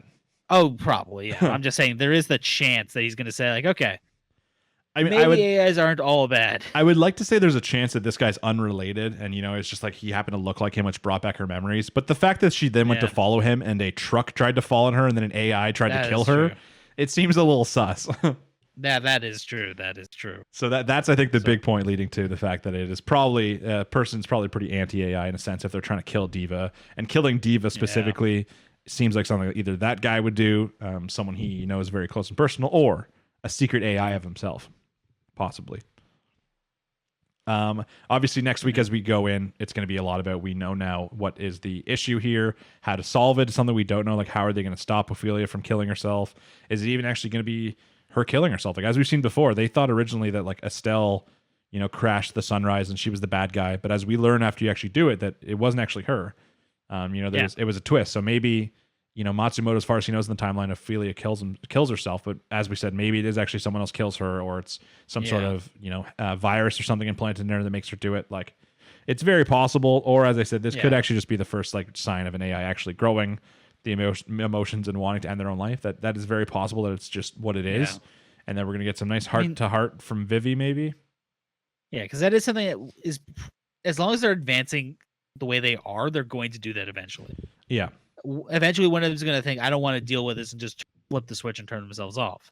Yeah, and realistically, it's not like, you're not going against the laws of robotics or anything. By that, you're not harming a human, right? You're just taking yourself out. So, well, I mean, law of robotics also prevents harming yourself. Oh, well, darn. Well, I guess that's the big issue then, is if you can break one, it's really like, when do you break the other ones? Which I'm sure early on in the next episode, Matsumoto will explain how this affects it. We'll explain like, oh, how did this fuck over the timeline in 100 years? Yeah, but this is specifically why the death of Ophelia caused problems. Yeah, I'm sure we can pretty much guess most of the reasons anyways. But yeah, either way, I'm excited to see it. This was, as we've discussed before, it's like a very 2-episode arc kind of show. The first one's a lot of setup, and this one was even more setup than normal, I'd say, as it just learning what the real cause is at the end. So I think the next episode then will be a lot of hype. We'll get a lot of cool stage performances maybe. I hope so. Even the opening of this one, I was actually really impressed with the performance and the visuals, and even just the sound design was really it's the only anime I can think of right now that I think had better sound design and stuff like this would be Carol and Tuesday, and that's for an obvious reason, as in the entire show is about singing, and it's all the music in that, whether you're watching original Japanese or whatever, all the singing is completely done in English. Like they hired English artists to do all the songs and stuff like that. So, but I think other than that, like this is one of the best shows I've seen for the music and sound design. And I can imagine after this ends, you know, people like selling like a VV soundtrack kind of thing, and people will probably buy it. I mean, yeah, they always sell the soundtrack anyways. So. Especially just in like the industry where like, you know, people working out in like the world we live in with all the, you know, VTubers and that kind of shit. Like I could see it happening. So oh my God, Vivi just takes off as a VTuber after that's this. what I'm saying. They're like, hey, listen, the show went well.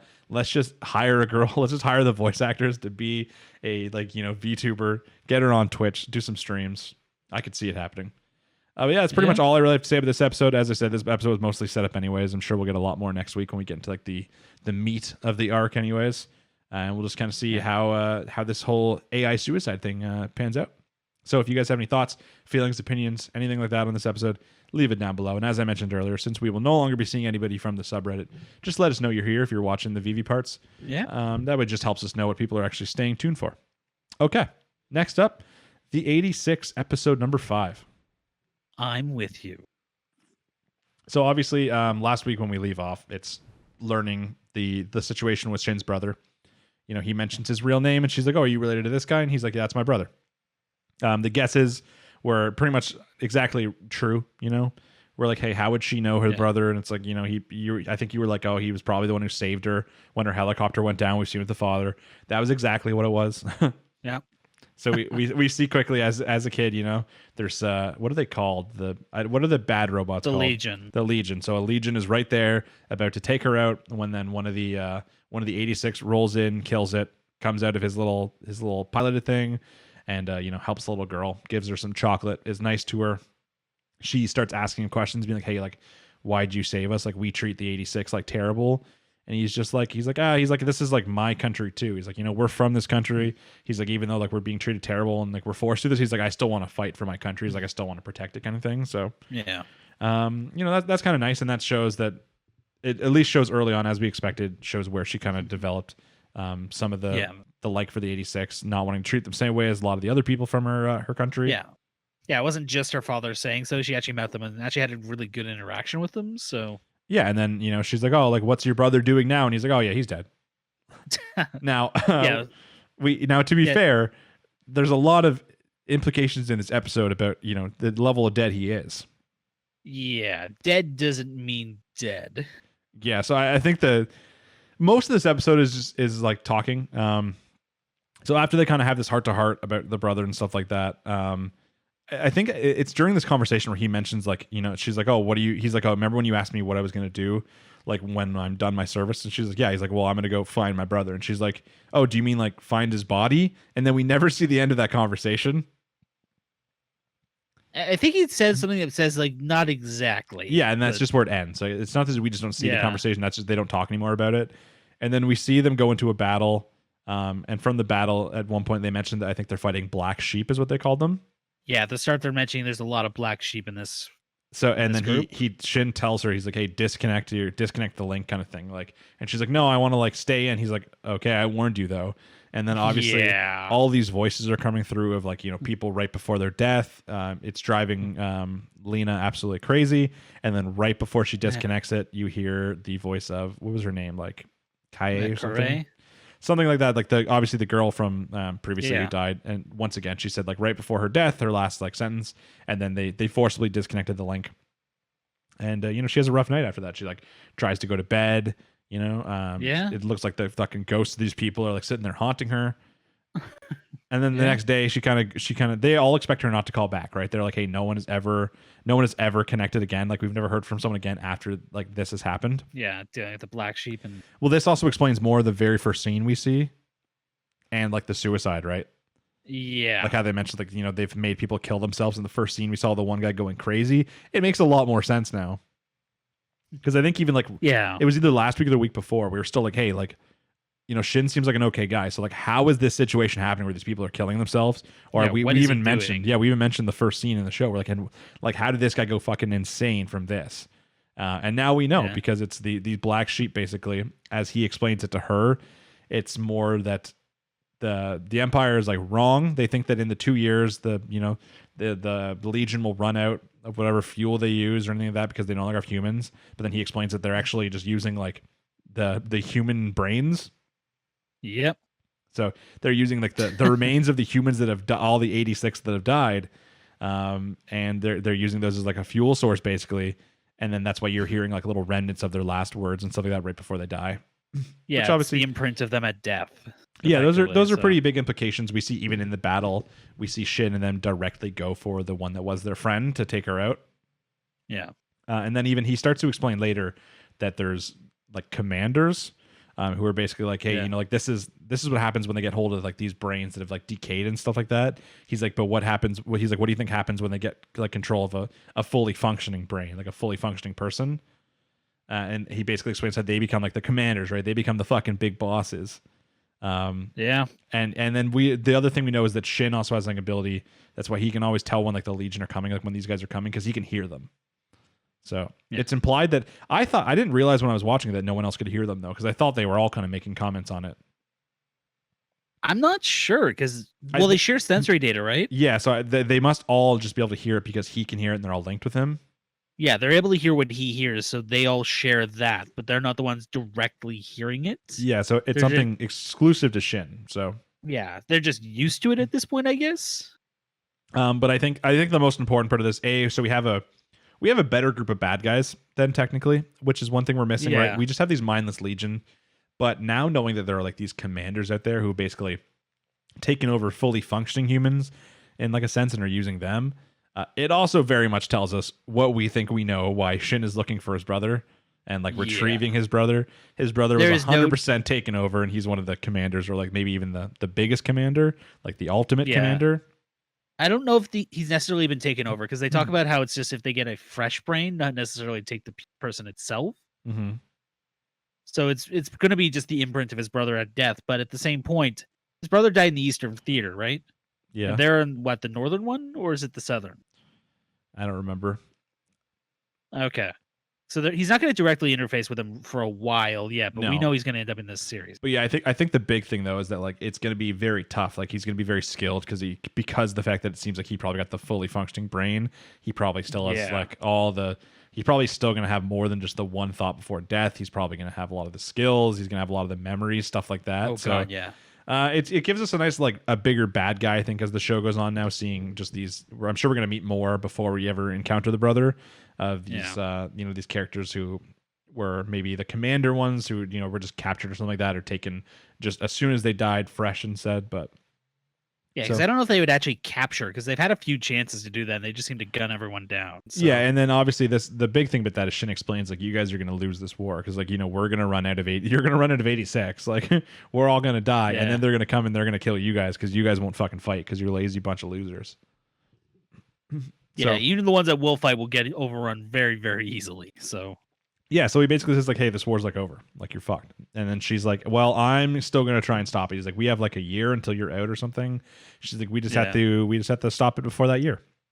And Shin's just like, sure. I mean, yeah, he's not particularly taking it seriously, but he's like, well, I'm working for the next year anyways. I guess I might as well try. But yeah, it's not like he has a choice. He technically has to listen to her. So it's nice though, because like obviously for the first like 4 episodes, however long we've had before, it's just been a lot of like building these characters up a little bit, introducing us to some of them, kind of establishing the world with this different point of views between the 86 and the other people. And now I think that it's like this was episode 5, and I think we just kind of got like some solid plot. I think we just got we got an idea of who the bad guy's going to be. We now no longer like, hey, even if none of this happens, this would all end in 2 years. We now know there's a lot more urgency, right? They will lose this war now unless they do something. So. Yeah, because he even said specifically the only ones you have left are kids, and they're already all fighting. So yeah, they don't have the chance to actually have kids that are going to grow up to fight this war either. So yeah, so they're just kind of fucked. So it gives us a good like plot line. It gives us a good enemy, a good like an actual like timeline and a struggle that they complete. Yeah. Instead of before us being like, well, like even if none of this happens, they'll still lose in 2 years. So like the 86, like as the one side thinks, the 86 are just there to hold them off for as long as possible, so that eventually they'll just power down. But this has now told us otherwise. So we kind of got what the idea is going to be for the show, which is nice. I'm thinking that now, after explaining this in the next episode or two, we are going to run into one of these commanders to get a little bit more information on them. Yeah. Now for the commander, I don't think they're gonna bust out the brother very quickly. But what do you think about the father being like Lena's father being one? It's possible. Like we don't know if like the body was recovered. Like we know that there was a grave, but those graves are typically because the like the huge gravestones with all the names. Yeah, they're typically that's what that was. Yeah, it doesn't actually have the body. Yeah, there. they're for bodies not found, right? So I mean, that's a realistic chance. There's also a chance of the because like you got to think about characters we've been introduced to or we know about, but who we haven't seen. The other one is the Fox Commander, or whatever. The one guy's like, you know, he was the one of the good race in this, and he fought for the 86 anyways until he eventually died. So there's a good chance he comes in at some point, giving us more character development with the Laughing Fox. Yeah, I mean, even then, there's other characters they could work with. We've got characters like Gunslinger, Werewolf, Black Dog. Like, those are the ones whose names have kind of come up repeatedly throughout this. Mm-hmm. So something's definitely going to go down with Gunslinger. I don't know if it's going to be with their past commander or just Black Sheep or what. Yeah, that's it. There's definitely... I'm just trying to think about, like, side characters who could come in to be, like, a big shock other than the brother. Like early on to kind of establish it. And to me, the big ones would be the Fox Commander guy and then, the father. Seeing as, you know, he died on the front line area and his body was not recovered. So, yeah, and they very deliberately didn't show his head either. So we don't know if he was actually damaged. Yeah. So I mean, that's a good question. Like we might see that. Those are they all feel like pretty big reveals, though. If I had to guess the first one, I'd probably say like the Fox Commander guy because, you know, we don't know we haven't really seen any of his backstory. We've heard about him, but that gives us a chance to actually look into a little bit of what happened and some of the 86's, you know, a couple flashbacks with them before meeting our first commander. Or the first commander could be someone like a character we don't know, just a different 86 that the other 86 know, but we don't. Someone who died early on, maybe.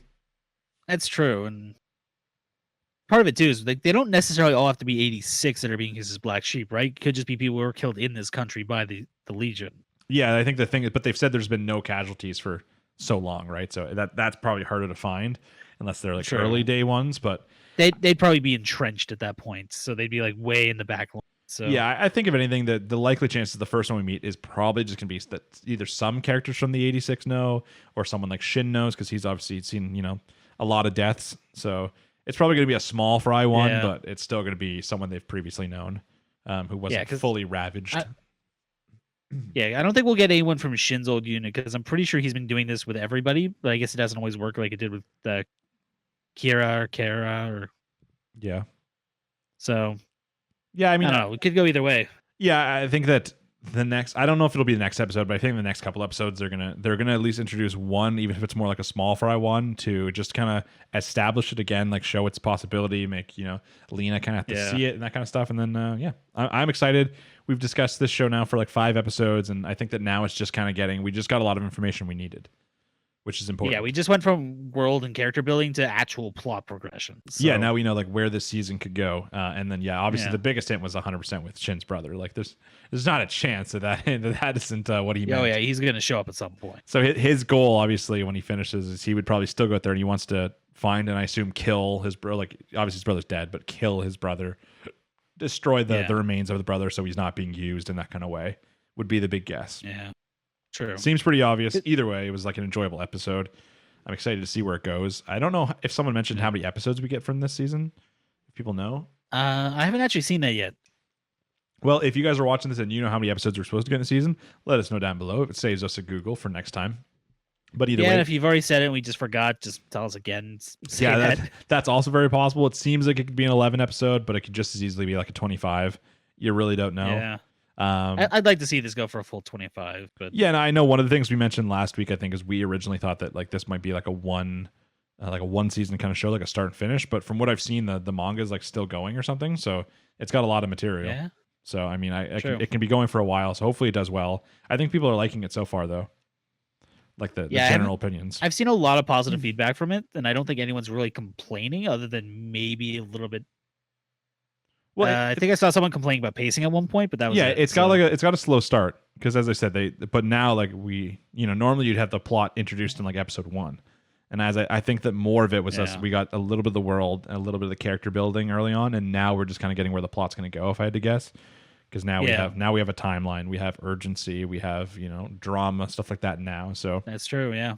Either Which way, I think is a good way to do it. So instead of trying to, it isn't a bad way. As I said, if you can make it like, as long as you're not someone who gives up on a show like really, really fast, like you might have. There's probably some people already fell off it, being like, there's like not enough going on here. You know, there's no stakes yet. But I think that if you're someone who's gotten this far now, you're going to be like, oh, I'm invested now. That is true, and I think I've heard of, there's a really common practice where people wait until like episode 5 or 6 before they drop an anime just to see if it's going to be worth it. Mm-hmm.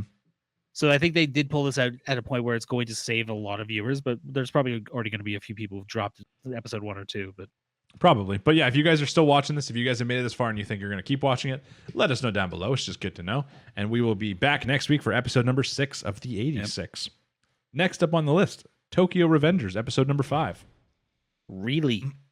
Leap. So I'm confused. I'll mention the part I'm confused about real quick. So we obviously know last week we got all the dramatic stuff with his, with his best friend Akun or like that, killing himself in the future, establishing now that Takemichi has to kind of go back and save a bunch of people, and learning that one of the big things that causes the difference in Mikey is the death of Draken. Right. So this week we start off with him talking to Naoto, being like, okay, like what information have we found on the death of Draken? And then, Naoto's like, okay, like, he dies on this date, it's 2 weeks from now. He dies during this, like it was like a biker gang fight at this thing. And it was between Mikey and Draken's like side of the gang or like that. Yeah. And then Takemichi's like, no, that's impossible. He's like, they would not fight. He's like, I can't like imagine them fighting. He's like, but either way, like I'll have to go back and see it. And then the part that confused me is Naoto's like, okay, yeah, like it's not for 2 weeks. We can do some research. We can figure this out. And then they just fucking he just like shakes his hand and they immediately go back. I was like, I thought we were doing research. I almost think it was accidental. It was meant to be like an agreement. That's what I thought it was too. I was like, wait, are you guys, like, I was like, listen, I could see Takemichi being dumb. I thought Takemichi's going to shake his hand and be like, yeah, let's do this. And then Naoto's going to be like, no, I can't shake your hand, idiot. Like we have to get this work done. He's going to be like, oh yeah, right. Let's go. But I mean, I honestly think it was just he saw him put out his hand and just like instinctively shook it. Because even then, like it's a manners thing, right? It's something you reflexively do. Because when Takemichi wakes up there, he seems like confused as to where he is, and now both the sensor. Like, it seems like it could have been just confused because obviously going back to a random spot you don't remember is confusing. But it's also like, was he confused because he didn't realize he was about to go back again? Like, yeah, or maybe he was planning to go back and Naoto wasn't planning to send him back and he fucked up. Yeah, I don't know. It was just funny to me because I swear to God, Naoto's like, okay, we have time to plan this. I'm like, there goes your time to plan it, dumbass. Like, you just instantly went back. Yeah, I was kind of expecting him to like go out and like try and find Naoto and shake his hand again. It's like, hey, I need to shake your hand real quick and go back. It's like, hey, what the fuck, man? Yeah. Obviously, when Takemichi first goes back, he's in quite the situation. It looks like he's in a rented karaoke room. Yep. With a woman. Yeah, I'm not gonna lie. When I saw what was going on, I kind of thought it's like, wow, he went a lot further with Hina than we thought he did. Yeah, that's what I also thought for a second. I was like, nah, it's not possible though. But yeah, so obviously he's with a woman in there who is, mostly naked, wearing her underwear, and she's like, oh, like no kissing though. And he's like, oh no, and then he like, she answers the phone to try and buy an extra 30 minutes, and she looks back and he's fucking gone. He's like, oh, just ran. And then the classic anime thing where he runs down the street and he's like, I can't tell Hina this. And she's like, can't tell me what, as she appears behind him. I'm like, man, what are the fucking odds that you're right there right now? Come on. I mean, anime about 90%. But I think that the main point of this is we get a little bit more information about basically what happens when he's like on autopilot. Because as he establishes, it's like, when you miss the same amount of time, either when we go to the other place. But for the past him, he literally like wakes up not remembering what's happened for the past however many weeks the future him was there. Yeah, like does he remember what he did? He just doesn't know why he did it, or they don't completely give us that, but he makes it sound like he's like, oh man, he's like, it must be hard on past me not like knowing what I'm doing or something like that. Because then obviously Hina mentions like, oh, she can like immediately tell that she's like, oh, you're like good Takemichi again, right? You're like the older one. And she mentions that adult Takemichi. Yeah, she mentions that for like the past like 2 weeks or whatever it's been, like he's been kind of like, distant and, not like the same kind of thing. So, and obviously leading to whatever situation he was just in there, not being a very good guy.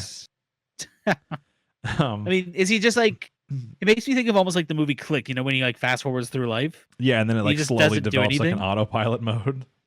Yeah, is that like what he is? And this girl just walked up to him and offered. He's like, okay, and just followed her. Or? Probably not, though, seeing as we know that she has a direct correlation with the gang. So, I mean, yeah, but she didn't know that. She just walks up and is like, oh, hey, it's you, and just. Yeah, that's true. She seems very like open about it too, so it's not like she has direct ties to anybody. Well, she like, seemed she was, wise. as he suspected, she was specifically open about it because she was trying to make Draken jealous. Yeah. Now, I'm not sure if that's actually a make Draken jealous. It could either be a girl who likes Draken, or it could be even like a twist and be like a Draken sister. You know? I don't know. trying to get her brother's attention. You know, I don't know.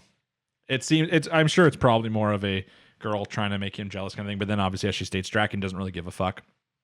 Yeah, because Draken really only cares about Mikey from what we've seen. Yeah, I mean, and in this episode, we get to see a little bit of his character and stuff like that. But yeah, but after Takemichi runs into Hina, he gets a call from Draken being like, "Hey, go to this area." He's like, "Go to the shrine," and he's just like, "We're all meeting up." Yeah, and he's like, "Oh, I can't. Like, I'm kind of busy right now." But Draken just hangs up. So he's like, "Hey, Hina, I'm going to the shrine." She's like, "Okay, like I'll come with you." And he's like, "Okay, let's go." They go there. And then obviously all these fucking bikers show up and start harassing them, and that's when kind of the Draken comes over. He's like, "Hey, like don't or like I think it's one of the other commanders, like the blue hair. Yeah, guy. it was another commander. Who's like, "Wait a second, are you Takemichi?" Okay, yeah, cool. That guys, leave him alone. Yeah, they're like, "Hey, He's stop fucking with like Mikey's friend, like his special guest kind of thing." So we see like the whole biker gang get here, big gang, and they mentioned that like they mentioned that like they have beef with, I think, what do they call them? It's not Mobius, is it? It's Mobius. Okay, is it? I was like, I'm just thinking about that because I was just thinking about the Marvel movie Mobius today, and I was like, is it Mobius, or was I mistaking that? I'm almost 100% positive it's Mobius. Yeah, I'm pretty sure it is. It might just be spelled a different way. I think this is Moebius or something. But either way, they have an issue with Mobius gang because I think the guy's name was Pac or something like that. His friend's girlfriend, or his friend, got beat up, and then they they sexually assaulted his girlfriend in front of him, and then they went to the guy's house and beat up his parents and siblings. Yeah, I'm like, holy fuck, this gang is hard as shit. I'm like, they talk about how it's 2 generations older, so these are like old school fucking biker gang. Yeah, and I think that they run like Shinjuku, I think, because I think that as we learned what's the main group called? Tokyo Manji. Yeah, so the Tokyo Manji gang at this point, I think they run Shibuya, but the other group, Mobius, runs Shinjuku, which they're like 2 generations older, so they're hard as shit. And then they're basically like, "Hey guys, like, is this fight worth it just for like his friend kind of thing?" And then they all kind of like, "Yeah, fuck yeah, it is." Like, "Yeah, let's do it." Yeah, none of them give a fuck. They're all just like, we are going to go and we're going to kick their ass. Listen, I'm kind of with them, dude. Like, that's a fucked up story. Yeah, that's really goddamn extreme. Like, I mean, they use that all the time in a lot of things, right? Like, obviously sexually assaulting someone's girlfriend right in front of them. That's like super messed up. And then they just add in the part where they go to the guy's house, then they beat up his parents and siblings. I'm like, what the fuck? I just imagine this guy's got like 3 little like 7-year-old sisters, and the guy just walks in there and starts beating them up. I'm like, what the hell? This Mobius gang is tough as shit. Obviously, then we learned that he's like, okay, like this is gonna happen on like the day of the festival, or whatever, like August 3rd. And then Takemichi right there is like, "Oh yeah, that's the day where Draken dies," kind of thing. Yep. And then from there he's like, "Oh, you know what?" He's like, "What can I do?" He's like, "I'm going to become Draken's bodyguard." So he, he calls Draken up, or no, he's with Draken. He's like, "Hey, Draken, I'm going to be your." Draken, yeah. He's like, "I'm going to be your bodyguard," and Draken's like, "No." He's like, "You suck," and he's like, "Oh, okay." He's like, "I don't know why I thought that'd go better." And then he's like, "Well, it wasn't even that he's like, "You suck." It's like, why would I bother with a bodyguard? Well, that he's like, why would I bother with a weak bodyguard too, right? Because Takemichi's not really good at anything at this point, anyways. Maybe he gets better at stuff in the future. I mean, yeah, like I remember when they were in the first episode, they were talking about how he was like the best fighter in their little gang. Yeah, but their little gang's full of a bunch of fucking weaklings. Like one of them has one of them is like terminally ill or something. Like, I don't know. I mean, one of them shivved a dude, so that's something. That's true. But he decides instead, since he can't bodyguard, he'll just follow Draken and protect him from afar. And as he follows him, he goes to the diner where Draken and Mikey are having like breakfast. And then every single time he hears like someone raise their voice, he's like, "Oh, is this the fight that's going to cause them to fight each other in like a gang war?" And then it's just like always like stupid little things. And then he follows them, and Draken takes Mikey to the hospital. He's like, "Oh, that's like, Pa's friend's girlfriend kind of thing. She's in like a coma after all that happened." We see like her parents come out and start like yelling at them, being like, "Hey, this is all your guys' fault," kind of thing. And then Mikey's like, "No, fuck you guys. Like, this isn't our fault. Like, we're not the gang." And then Draken just like forces him into a bow, and they're just like, "Oh, and I'm sorry." And then we see the parents go off, and we're like, this dad seems like a dick, but we're like, But at the same time, this dad has a pretty fucking rough time right now. So it's like I'm gonna give him the pass on this. Yeah, I think he kind of deserves to have that right to go off a little bit. I think he thought they were part of the gang that did this to her. Even if he didn't, even if he thought they were part of the other gang, it's still really like, it's like the daughter, like, yes, it's her own decision to hang out with those people, but like the daughter, this happened to the daughter because of the people she hangs out with, which is part of their gang. So it's more, it's probably just anger at gangs in general, even if they didn't necessarily think they were part of the other, you know, the very bad gang. But, you know, even part of this, we see Takemichi being like, hey, like, yeah, that guy is wrong. Like, this isn't their fault. But then it's showing, like, Drakken's heart, right? Like, how kind he is, that he doesn't, like, care. He's 100%. He's basically, like, the moral compass of Mikey. And that's where Takemichi realizes, like, A, there's no way that these two will fight each other. So it had to be a misunderstanding. Like, you know, there has to be, like, a misunderstanding with, like, the information they have in the future. And then he also realizes, B, he's like, okay, he's like, I can see why if Drakken dies, how Mikey could go the wrong way. Since Drakken's his moral compass, Drakken would know in the future not to do shit like killing girls on the street or hitting them with trucks or whatever the fuck happened to Hina. But with Drakken gone, Mikey might lose that sense. So he understands that. So he's like, I really got to make sure Drakken doesn't die here. So yeah, I mean, we saw a little bit of Mikey having some moral compass because he wouldn't hit Hina when she slapped him. But yeah, I mean, you know, that's the bare minimum moral compass. But I mean, yeah, but at least he had something. I can see how easily it'd be to kind of twist him and turn him towards something else and just like doing whatever you want. Yeah, especially as he meets that other character, you know, who we haven't technically met yet, who probably is a little bit more of a bad boy. Yeah, he's got everything that just screams evil. He's got the pointed face. He's got the undercut with the hair pulled back, the thick glasses to make sure you know he's a schemer. Like, yeah, you got to make sure he moves those glasses up and down sometimes too, really showing he's planning something. But yeah, so obviously we know that in the next episode, probably, or maybe the one after, we're getting to this August 3rd date where shit's about to go down, and somehow Takemichi has to stop Drakken from dying, and that'll make a start. You know, that's a good start to trying to solve the whole issue. Now, yeah, I mean, the plus side of it was just a random stabbing in the fight. It shouldn't be that hard to stop. I mean, I feel like it would be that hard. It's like a 50-person fight. Like, he has to literally be beside Drakken the whole time. Like, if he just runs interference, the only problem is there's a good chance he'll get stabbed instead. Yeah, which I don't know. I don't know what that would change. I mean, I guess that would, you know, possibly save Hina in the future, but at the cost of his own life, I don't know. Yeah. Yeah, that's true. Yeah. It seems like it seems more like instead of that happening, he's gonna have to come up with something different, right? He's got to be smarter than that, come up with a better plan to not get Drakken stabbed, like try to keep him out of the fight at some point, or you know, something along the lines. Plus, there's also what happens that gives the misconception of the future that this was between Mikey and Drakken. I mean, they do talk about how Mobius runs Shinjuku, so it's possible they just fed false information to the media through their connections. Yeah, that's an easy possibility, or it could be something that happens like mid-fight that we're going to find out that makes people think that way, or you know, you never really know. But either way, like, we're going to get to see this fight, and we have to kind of Takemichi still he's got that like shonen protagonist energy, but he's not intelligent. So no, he's very much the idiot who doesn't know what he's doing. Yeah, so it's not like he's the one who's going to come up with a good plan of how to do this. He's just going to have to go there and be like, okay, well, I just have to stop him getting stabbed. Like, it'll work itself out. So yeah, because even what he's done so far worked out just because he just brute forced his way through. Yeah, and he just refused to go down. And a lot of luck, right? Like, a lot of luck that Mikey happened to actually come to that fighting ring that day, and, you know, saw it, and like a lot of luck, a lot of heart, but not exactly a lot of intelligence. Because if Mikey didn't show up that day, which he, as far as we've seen, he has never shown up before to it, then Takemichi just would have got fucking killed, and then nothing would have changed. Yeah. So a lot of heart, a lot of luck, not a lot of intellect, though. He's not the smartest boy. So I think that, like that, in this one, he's going to accidentally stumble into a solution. Or, like, we don't, like, you know, it's still very possible that Drakken does die and that he has to take up, like, Drakken's place as trying to become Mikey's moral compass. Yeah, which would be interesting because that means he wouldn't really be able to go back freely anymore. Yeah, I mean, even that, it's like he can't. It's not like he can, like, if Drakken still gets stabbed here and dies, it's not like he can go back and fix it. As soon as Drakken dies here, Drakken's now dead. You know, as we know, there's only returning to 12 years in the future of the past, whatever fucking time you go back. So yeah, but what I mean is, if he goes back to the future, that means he's on autopilot, who's apparently useless. Yeah, it's true. So he'd have to do a lot less, but I don't know. That would be an interesting way to try and take it. He'd still have to get close to Mikey. He'd still have to try and prevent Mikey from meeting the other guy. Because I feel like the issue is if he does stop Drakken from dying, I feel like it's another one of those questions with, does it become too easy now to stop this from happening in the future? Or it could be very much like the Vivy situation where there's like 3 or 4 different things that happen that all kind of lead up to it, and he's got to stop all of them. Like he starts by saving Draken, then he has to stop the meeting up with the other ones and stuff like that. Yeah, I think Draken's just one part of the puzzle. That's just the one that Akin kind of pushed him towards. Mm-hmm. He's gonna have to figure out what else exactly caused Mikey to go this far down.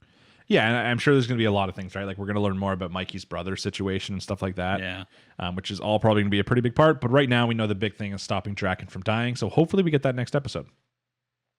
Hopefully next time. Like it seems like it was only 2 weeks away from when they started, and some time went by in this episode, I'm sure. And, so there might be like one episode or half an episode of like planning first, or him trying to figure out a different way before we just go right into that day. So that could be next episode. Yeah. Either way, I'm excited though. The show's been like I really started liking after last week, I think. Because I don't know, they established more plot. Like to me, we mentioned this last week, but the big issue with any time travel thing is it seemed too easy for him to save his girlfriend. But at least by adding in last week's episode with Akun and stuff like that, it's now to do one thing that could save his girlfriend, his friend, and Mikey and Draken. It would take a lot of tasks, so it becomes difficult. Then it's not like he can just go back, do one thing, and it's all solved. He realistically could have done that to save his girlfriend, but now he has to save all of them. It's actually going to take effort. Yeah, and I'm sure as time goes on, we're going to see more and more people that got pulled into the Tokyo Manji gang, because I'm sure it wasn't just Akun that got pulled in.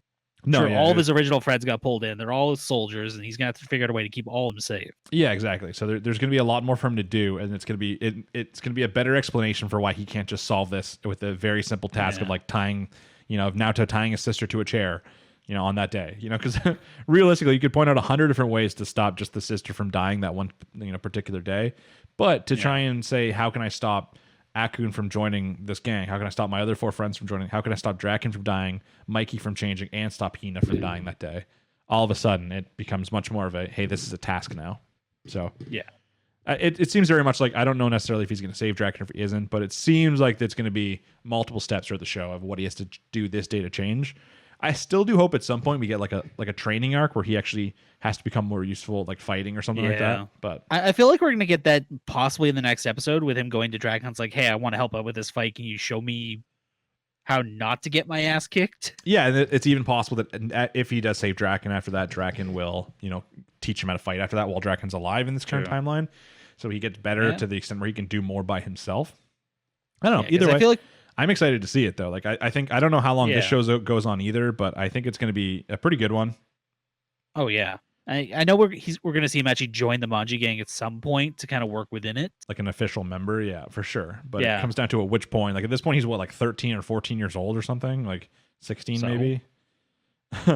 Like he's not very old to like be fully like joining a gang and stuff like that. But I guess either are many of the other characters. So I mean, they're all technically delinquents. So.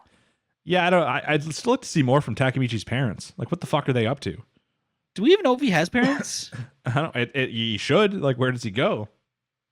Like, he obviously has a house, but does he live like in an absent household? Like, are they always at work? Does he live separately from them? Like, I don't know. That's something the show can answer. That might explain why he joined the delinquent life to begin with, even if it was just on such a small scale manner. Yeah, I mean, there's also the question of like, in the original timeline, he was in these fight clubs pretty much every day. Mm-hmm. Would they not have noticed their son coming home beaten half to death? You think they would, Jimmy? These are my questions. Are wondering, like, what kind of parents does he have? Like, I'm assuming it's very much like that. They're always at work or they work overseas or something, and that's part of it is why he kind of joined this life to begin with, and how he can still be living this life without getting in trouble all the time. Yeah, so I'm sure we'll find out that in the future. Learn a little bit more as the main character. Right now, we're really learning more about all the side characters than the main character. We just know he wants to save his girlfriend. So. Yeah, that was his main. Well, he's starting to save other people now too, but yeah, he's slowly developing into a better guy, trying to save people and stuff like that. So eventually, I think we might learn more about his past and why he even chose this kind of, even if it was a small scale delinquent, like what made him do it? Was it just he liked the style? He liked trying to be tough, like stuff like that. I'm sure it has something to do with his parents or along those lines. Yeah. And I'm sure we'll learn more about Mikey's backstory at some point too. We learned that his brother was the one who is his inspiration because he was like a real kind of delinquent until he got killed. So yeah, either way, I'm excited. The next couple episodes should be pretty big, especially as we get into this like 50-person fucking brawl, this 50-person biker gang fight where someone ends up dying. Yeah, that's gonna be interesting or a mess. I'm not sure what it's going to be yet. One of those two things for sure. But yeah, we'll be talking about that in the future. So if you have any thoughts, theories, opinions, anything like that on Tokyo Revengers, let us know down below. As always, if you're just even watching Tokyo Revengers, let us know that down below with a comment.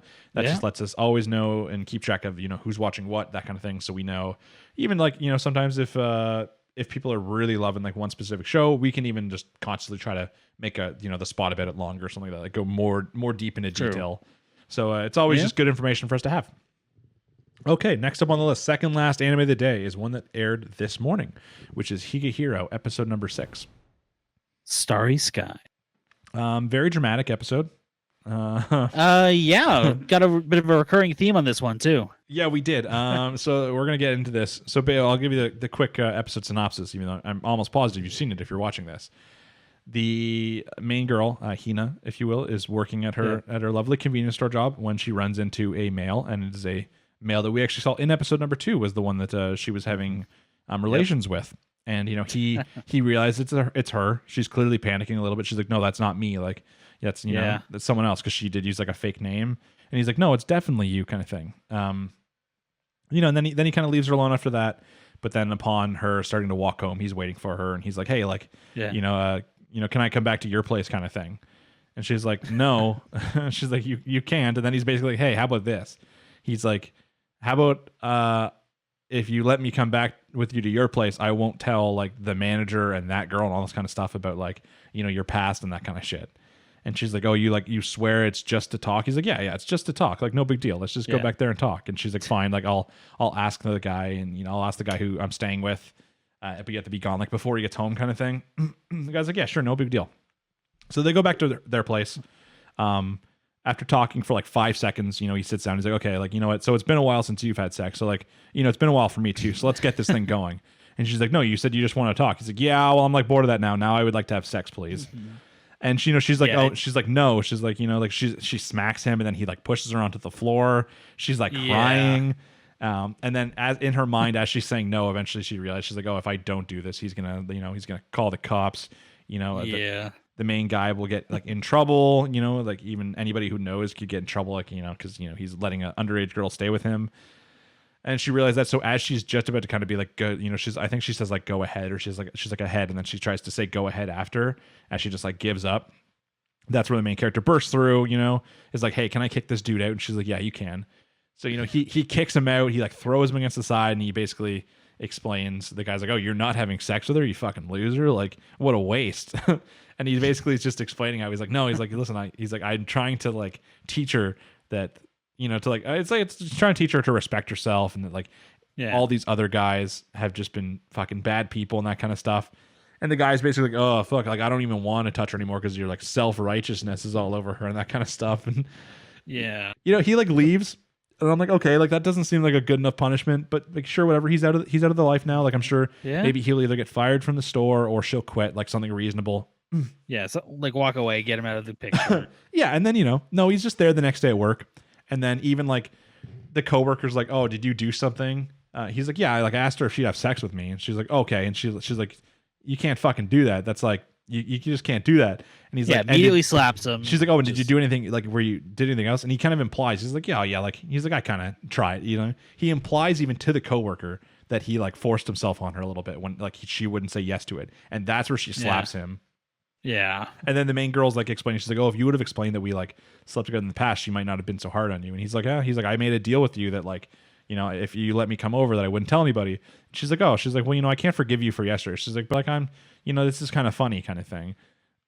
Yeah, like that's a really weird sense of honor he has going. And then like, like that's where he draws the line. Yeah. And then, it's just like, okay, like he's like, oh, I'm still going to work here. Everything's good. He's like, I don't really want to anymore anyways. He's like, I can't believe that guy is like, he's like raising you to be this good, but he won't even sleep with you, kind of thing.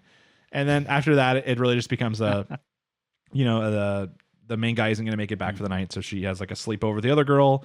They talk about some stuff like, the one girl shows off that she's like rich, but her parents weren't really there for a lot because of work. So she even tried to do the whole like gal thing to try and get their attention. She wants to be a author instead of like a lawyer like her mom wants her to be, and talks about some of her struggles, which then makes Hina open up a little bit about some of her stuff. Basically, something happened with her and that's why she left and all this kind of shit, and explains that she's been staying with guys to get around until she met the main character who's been nice to her. So we got a little bit of backstory opening up the two people becoming slightly better friends. I was actually really surprised to see her actually come out and say like, I used to sleep with guys to have a place to stay. It's like, okay. Well, yeah, I think that she realized that this person's her friend. Now they've kind of bonded over some of their own secrets, stuff like that. She's like, I'd rather her hear it from me than hear it from other people. Like just with the experience she almost just went through. And it's just a nice little bonding. And then eventually the next day, the main character comes home and he has another talk with her, basically explaining that his goal is that he wants her to learn to respect herself, and he wants her to learn how that she should come first in her own mind. And she's like, okay. She's like, yeah, like I want to be able to go to school and do all these things. And she's like, but it's going to take me a little bit longer. Is that okay? And he's like, yeah, that's fine. They nice little hug and it was a nice little ending. Yeah. But can we get the real issue with this? Okay, is how lightly the sexual assault in this episode is taken. Yeah, they do this with anime so much. This guy literally tried to rape her, and he gets no punishment. It's just like a laughable thing the next day. He still works at the job. Like I'm like, come on, like what the fuck do you mean? Like. Yeah, it wasn't even subtle. I understand the idea that they can't do anything to him without the whole like. By the way, why is this high school girl staying with you? Yeah, but even to us as the audience, trying to paint him in a light where he's not that bad now. Like, what does that teach people who watch this? I don't even want to think. Like, that. You can sexually assault women lightly, but you got to be pretty funny about it the next day. You got to still have some morals when it comes to respecting their wishes the next day. Yeah, it's okay to try and force yourself, but don't break any promises you made. Yeah, that's where we draw the line. No promises broken. Unless it's a promise about trying to force yourself on her. In that case, it's okay. Yeah, I don't. It's just I know there's been a lot of people mention this in anime before, but I haven't seen it in a little while. Most of the time, sexual assault these days is still pictured as pretty bad as it should be. But yeah, when I was watching this, I was literally explaining to my wife because she came in like halfway through, and I was like, yeah, like this dude just tried to sexually assault this girl, and now they're just kind of like laughing about it. He's like, he didn't get beaten up, he didn't get fired. Yeah, no one really cares. I was honestly expecting an ass kicking. Yeah, I was praying for him, right? The main character is like the older guy, he's like in his late 20s. He's got to show this young pup some fucking respect and just kick his ass a little bit at least. I don't even think the guy's that young. I think he's like in his early 20s. Probably, but he still should have kicked his ass. Yeah, I was expecting him to kick him in the face or throw him down the stairs or some shit like that, not just get the fuck out. Yeah, I don't know. And now that this character, since he still works with her, is definitely going to appear in other episodes too. And I was like, no, please don't. I'm not going to like this character. I don't know, because I don't know if they're actually going to show the actual job that often. They're going to show him at least a few times. I don't think he's going to have money, much more plot. I think that's kind of his part done. I think he did what he needed to do to continue her character growth or whatever like that in the show. But he's still going to be there every now and then whenever they go to her talking with her friend at work, and he's going to be there cut in for a couple lines or something. Yeah, or he might just be in the background stocking a shelf or something. Well, him basically being that fucking guy you live with disgusts me because he won't even have sex with you. I'm like, what? Oh my God, guy. It's like, what the fuck, man?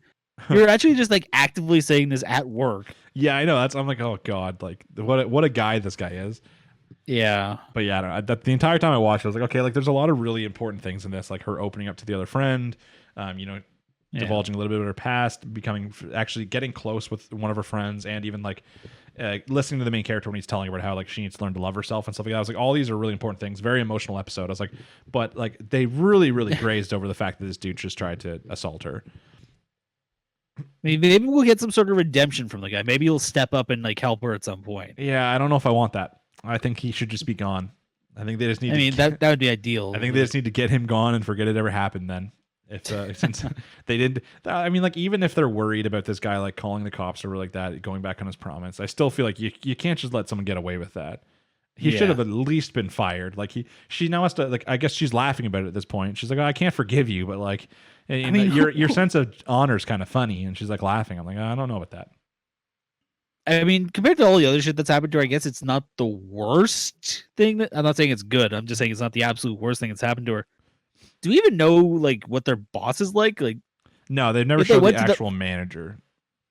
Yeah, so if they went to the manager, it's hey, he hit on the new girl. He's like, would he be the type of guy who's yeah, okay, whatever? Yeah, I don't know. It's I think hit on the new girl. Maybe he'd be okay, whatever. Yeah, he's kind of like that. But oh, he he blackmailed himself into going to the new girl's house and then tried to assault her there.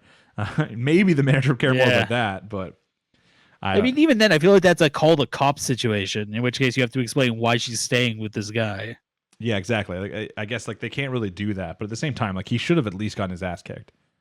Oh yeah, like maybe in a few episodes we'll hear like, oh yeah, you got hit by a car or something like that. Yeah, he should have got more than one singular slap by the her friend. You know, could have got at least one punch by the main character. Well, I mean, like she slapped him, the friend slapped him. Not enough slaps. He threw him against a wall. Not enough. One kick, one roundhouse. That's all I'm asking. And then the roundhouse sends him down the stairs, where he then gets hit by a bus. That's all. I was thinking more curb stomp. That's all I'm asking for. But yeah, I mean, you know, if you guys watch this episode, I'd love to hear your opinions on this. I'm not gonna lie, I'm probably gonna have the title and the thumbnail be something related to this because I'm kind of curious. Yes, let us know what your favorite way to punch this guy would have been. I just want people's like opinion on like, is this not weird? Like in the current world and society we live in now, you know, we live in a world now where like, you know, we do not want this to become like a thing.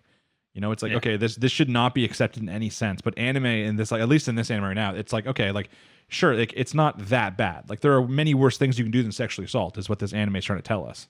And I'm like, is that really the lesson we're trying to teach? Like, yeah, I don't know why they went down this path with the story. I 100% like could see. We know why they did this. I don't know why they didn't do more to the guy who tried it. Kind of in the sense where we just talked about Tokyo Revengers. There was also an instance in that most recent episode of that episode. It wasn't even with a main character that involved like a sexual assault and stuff like that. And it's to make people angry, right? Because that kind of shit just like, I mean, assuming you're not even a good person, a normal person, that kind of shit normally like fills you with rage. You know, so they're like, okay, this is a good way to build up this drama, and it still really works well with the main girl's her story, but not, like using her body and stuff like that to get through life and stuff. It fits really well. My main issue is not that they used the sexual assault as a plot; it's that they kind of joke about it after. It's like, oh, this guy, he's just a funny guy. That's just his thing, bro. Yeah. That's fucking Yagami, whatever his name is. Oh yeah, that's just he's just the sexual assault guy, man. You can't blame him.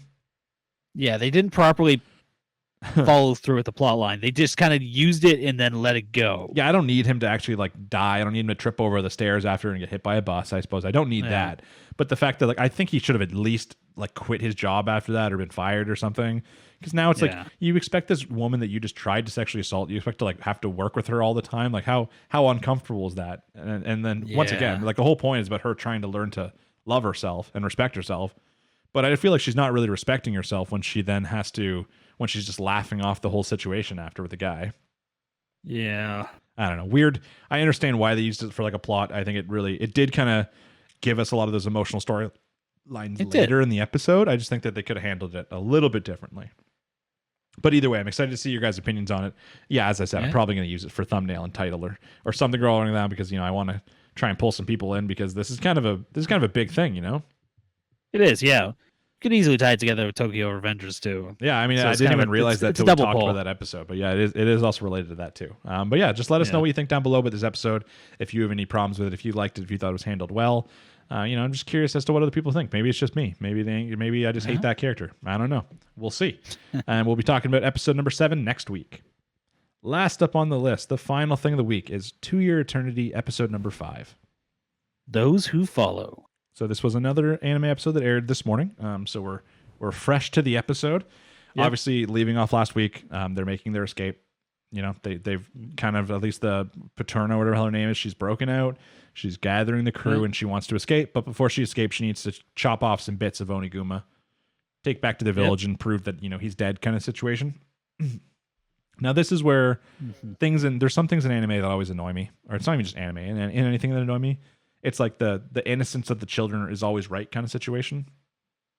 Is it right though? Yeah. It's like, okay, are we supposed to agree with the child here where she's like, no, don't chop up some bits of his body kind of thing. Like, that's mean. And she's like, oh no, listen, March, like he's already dead. He's like, we need to do this so we can save all these other girls in the village kind of thing. Like, and she's like, no. And she's like, oh fuck, you got me. Okay, we won't do that. I'm like, no, it's like, stand your ground on this. That is 100% legitimate. I'd understand if the people of this village were intelligent enough to just believe you without any proof, but they're clearly not. Like, I mean, yeah, the fact that she caves to March is kind of counterintuitive, but at the same time, March is also kind of the only family she's ever had.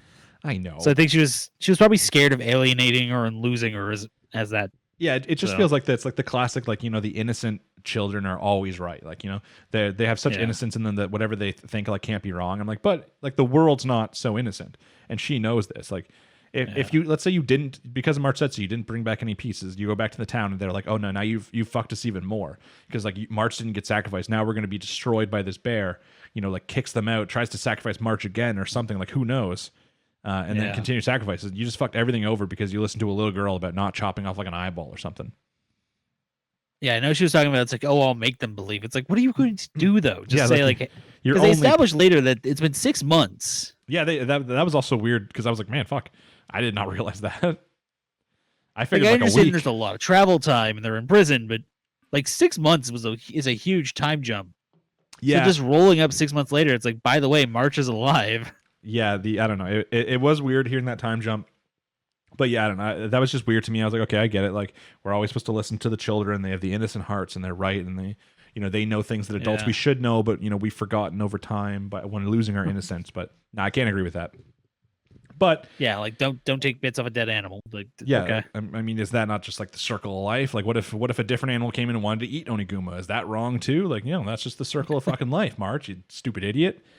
But either way, she agrees not to do it. They go to escape, and as you know, as they're escaping, obviously they're not being allowed to escape so easily. They're being chased by a lady, I can't remember her name, plus all of her weird guards who can somehow always see, even with their weird hats on. The main, I'm not sure how that works. Question of the show, really, the biggest thing about the show is, how do these people see?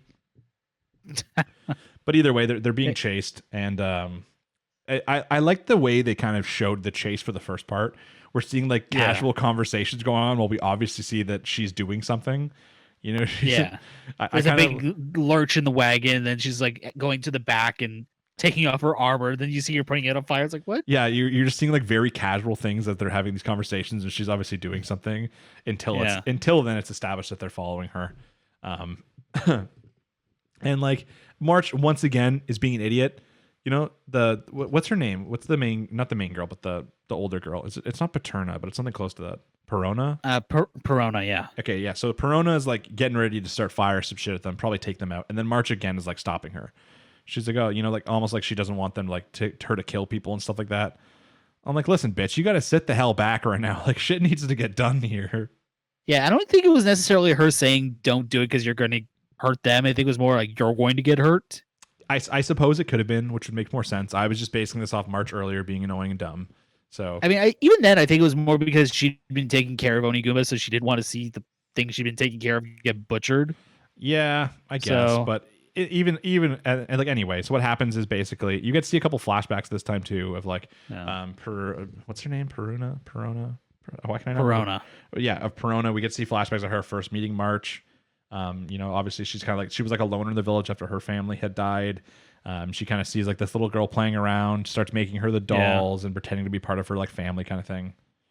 Yeah, because wasn't there a whole thing with Perona in the last episode where that older girl hid her, so that she came back afterwards and they're like, you ran away from the ritual?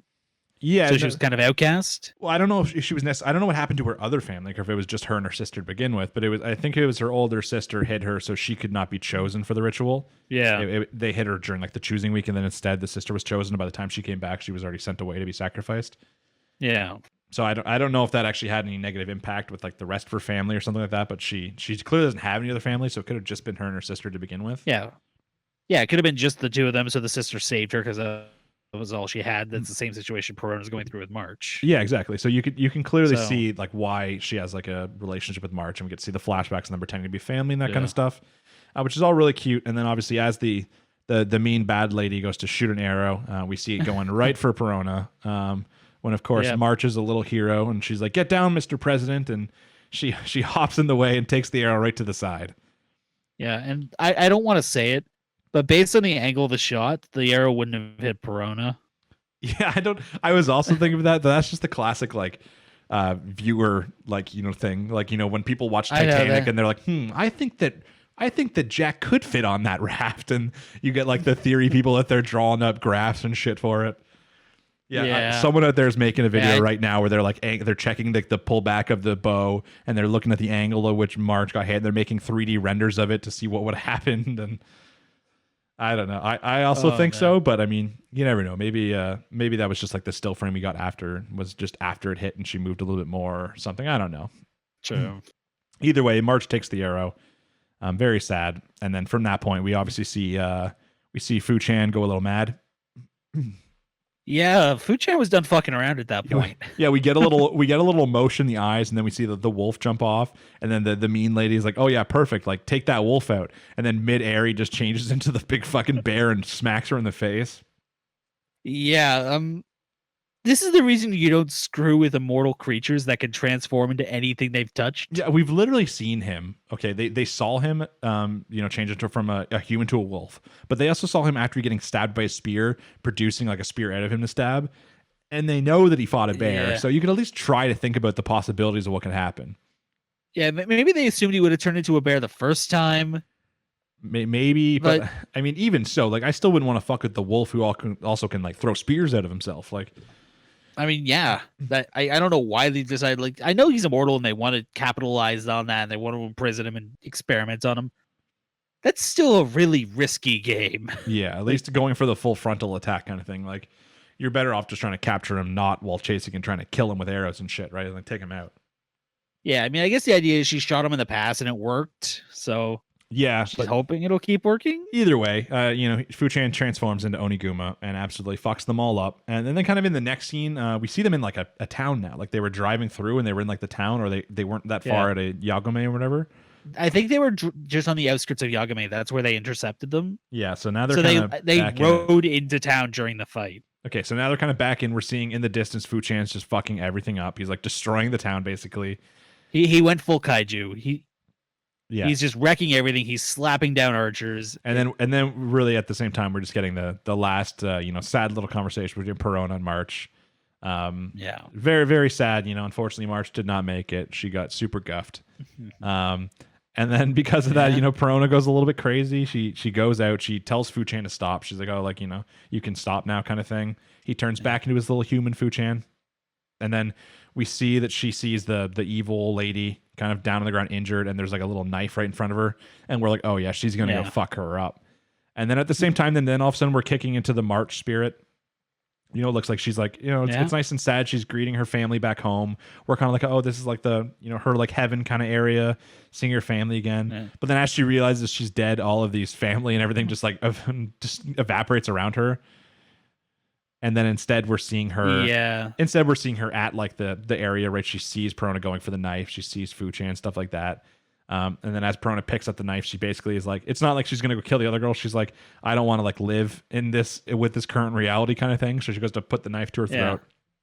Which I'm not gonna lie, I was kind of expecting her to go down that route. Yeah, but I mean, at least kill the other chick first. Yes, come on, at least do that. Like stab the other girl, then stab yourself if you have to do it. But why would you leave the other one alive first? That's just stupid. I mean, she looked like she was pretty screwed, so maybe she assumed she was going to pass anyways. But yeah, so she goes to, and obviously March, seeing this as a spirit, is trying to stop her, but she can't really do anything. And then as we see her hand reach out to stop the knife, in the exact same spot, we see Fu-Chan's hand reach out and stop the knife. So that's nice, and I think if you've seen on the next episode, that has some implications too. Wait, on the next episode? Like on like the next time. Like the preview. Okay, I watched that. I didn't see anything. Oh, I think I know what you're talking about. Yeah, it's not. We'll discuss in a second. It's not huge, but it stops her, and then she's like, "Oh, you want me to like continue living?" kind of thing. She puts the knife down, and then Fu-Chan turns back into Oniguma with her on the back, and they run away. Yeah. Now the thing is, here's my main question from the episode. So she's holding March, right? She has March in her arms at this point. When she gets to the village, what she's holding in her arms is like nothing. Like what the hell happened? I feel like she buried her. I'm like, did she bury her and she just kept like, or did they like burn her and she kept some ashes? Like she has like this like small nothing in her hand basically, but it looks like she's still carrying something, I think. But it's definitely not a March-sized body. It definitely isn't, and I almost wonder if she kept it and she's going to tell them that March is still alive because she did the whole like March is doing fine with the letter. Yeah, but the parents clearly knew there that March was not still alive. I know, but yeah, I mean that was touching. She brings the letter back. She's like, "Oh, March wanted you to have this." It was like it was supposed to say like I'm doing fine, but then the parents can clearly see on her that she's not doing fine. And then the sad part of that is then Perona's like looks back and she's like, oh, like Fuchin, like you have to leave, you have to run. They're gonna hunt you, kind of thing. Yeah, there was a scene between that. Which one? With the watchtower. No, that's after that. No, Perona tells him to run at. Yeah, I guess. Yeah, she tells him. yeah. Someone says they're coming, and then she tells them to run. Then she goes up. Yeah, okay. she tells Fuchin to run. She's like, oh, they'll find you, kind of thing. Like you can sniff them and stay away from them, and that kind of thing. And then they're like, oh, people from Yaname are approaching, and they go up to the tower. And then she looks down and she sees some of the guards and that fucking evil wench again aiming an arrow at someone. So she's like, oh, they must have spotted Fuchin. So she lines up. She gets an arrow, one of the arrows that March pulled out and gave her. The guy's like, here, take my fucking bow. He's like, and my bow, and hands it to her. And then she lines up the shot and she looks a couple different spots. And then the last thing she focuses on is the head. So we're like, oh yeah, fine. She's going for the killing shot. She's gonna take this girl out finally. And then she shoots it and it goes through the hand. And originally there I'm like, fuck, she simped out. Like I thought she was gonna go for the kill. We see the girl turn around and she looks fucking insane. Like what the hell happened to her face? Yeah, we've got like a Wolfstrain villain going on right here. Yeah, it doesn't just look like she's like insane. It doesn't just look like she's like scarred though. Her face looks like it has some sort of like weird like cracks and stuff in it. Yeah, I don't know if that's like a symptom of being damaged by Fuchan or if it's just like stylistic damage. It could just be stylistic. Face. It could just supposed to be like scars and like it's still like healing or stitched and stuff like that. But obviously, she hasn't had time to recover. So. As she turns around, the guy's like, "Hey, you hit her," and then she's like pissed off. She's like, "No, I missed." I'm like, "Oh, good. At least you were aiming for the head." I was gonna say, if after all this you're only aiming for the hand to stop the shot, that's not good enough. Yeah, which I feel like that village is screwed now. I mean, it could be, but at the same time, they could be like worried that like Oniguma's protecting them or something like that if they take out this one girl. I mean, they're chasing Oniguma anyways. That would just be bait. Yeah, but I mean, that'll either lead them away so they won't care about the village. Because even she mentioned at this point, she's like, if you guys leave the dog, I'll let you guys just continue on your way. So they no longer really care. They didn't care about March or the other girl. They didn't care about that village. They just wanted the whole like thing. And now that they're purposely leading, like Fuchan's going away from the village and they might follow him, it could just be implied that the village will be safe now just because they don't care. True. But yeah, then honestly, that's the end of the episode. On the next time episode thing. Was it on the next time one? I think so. The next time thing showed him meeting up with the old woman and her writing something down. So yeah, this was just the end of the episode where they kind of discuss his like as he walks up and he sees like the fruit kind of thing. Yeah, he climbs up the tree and you see a little hand grab it. Yeah, like we don't actually see him climb up. We don't see him climb up the tree, but then like when it shows it, we show like March walking away and they talk about how like her like spirit's with him kind of thing. Yeah. So I mean that's just kind of that's interesting, at least. Like we obviously saw earlier when her hand reached out and then it was like Fuchan, so like her spirit is inside of him somehow, also controlling some of his actions or helping out. We might see that more, or that could be the end of it. It could just be the spirit there. I think it's like just more of a poetic thing, saying she's walking with him now because he has her form. Yeah, possibly. And then obviously the next time episode is like he runs into the old lady from this again, and she starts teaching him how to use like words and speaking and shit. So yeah. Finally, we definitely saw him get some emotions going here. Like we actually saw the look on his face look really upset when everything was going on. Yeah, he looked like he was about to cry even when he was saying bye to Perona or like that. Like, yeah, But then, next episode it looks like the lady's gonna teach him how to, she showed him like teaching him how to like drink water, how to speak, maybe how to write at some point. So he's gonna learn some more functional. Yeah, he's gonna learn some human stuff, which is pretty cool. So that's obviously exciting. I think it's going to be more of a relaxing episode. I'm sure we're also going to have to see that old lady die at some point too for him to be sad again. But I mean, I think everyone he deals with either dies or has something really bad happen to them. So. At least that's going to be more like a, I feel like she's just going to die from like old age or something, and he's going to have to accept that death too. But after learning how to become more human and stuff, so I'm excited for that. I think that's just going to be like a 1 episode arc. Like I think that's just going to start and end next week with maybe her dying at the end, but him learning more stuff before he continues on his travels. Yeah, I'm not sure how they'd stretch the old lady to 2 episodes. But... I'm at least interested, like if because right now, like it's been what, 4 episodes, 5, and the main character still like isn't really like a character, right? Like he's now just developing some emotions, but by next week he's gonna have like emotions and the ability to speak. Like that really makes now we're gonna get a character. I mean, yeah, he's actually going to have a personality and he's going to portray things. He's going to actually communicate. That the voice actor hasn't even been utilized since episode 1. I mean, he's did a couple things, I think. He's only said stuff in the wolf voice, which is probably either not the same voice actor or it's very distorted. I think it's just very, very distorted. But yeah, he hasn't been utilized since episode 1. So finally, we're going to get that guy back. Do we even know if there is a voice actor? I'm assuming it's going to be the same one as the main character from episode 1. Oh yeah, that would make sense. That would make sense. Yeah, it's just judging if he became his form. He's probably also going to have his voice, probably. But which means we might see March Sen again. It's possible. I'm excited for next week because I want that like a little bit of extra character growth. Like I want him to start learning how to speak. Learning how to actually discover his emotions and what they actually mean and that kind of stuff. So learning to communicate, learning to cope. Even just being able to properly react instead of just being an observer in all this. So yeah, that makes like a big difference, right? Right now he's kind of passively there and helps out or changes the structure of the story a little bit through like passive actions. But now it could be he's actively choosing to do certain things and stuff like that. Like So I mean, even Prone at the one point in this, she has like you have to learn how to take like control of your own kind of path kind of thing during this episode. So yeah, it's just important. So I think next episode is going to be a relaxing one with probably not too big of plot, but it's going to be really important for actually getting a character out of Fu-chan. Yeah, definitely. Do you think he's going to end up turning into the old lady when she dies? I don't think so. I mean, what use is old lady form? Like that's the worst one he could possibly use. What use is toddler form? I mean, showing innocence. No one's going to attack a toddler if like he's like, oh, this place looks. They might be sus of a man walking through. I better go into toddler form. Yeah, but who's going to attack a little old lady? Fucking I would take her out. I asked the wrong person that question. Exactly, but I don't know. It's I don't know if he's even going to change into March necessarily. I think it's more just like her spirits with him kind of thing, driving him forward. His first friend kind of situation. I think for the most part he's going to stay as his human form, bear form, wolf form, and then his human form is going to be a little bit, a little bit elasticy with some of his attacks and his pulling out weapons and stuff. So that is true.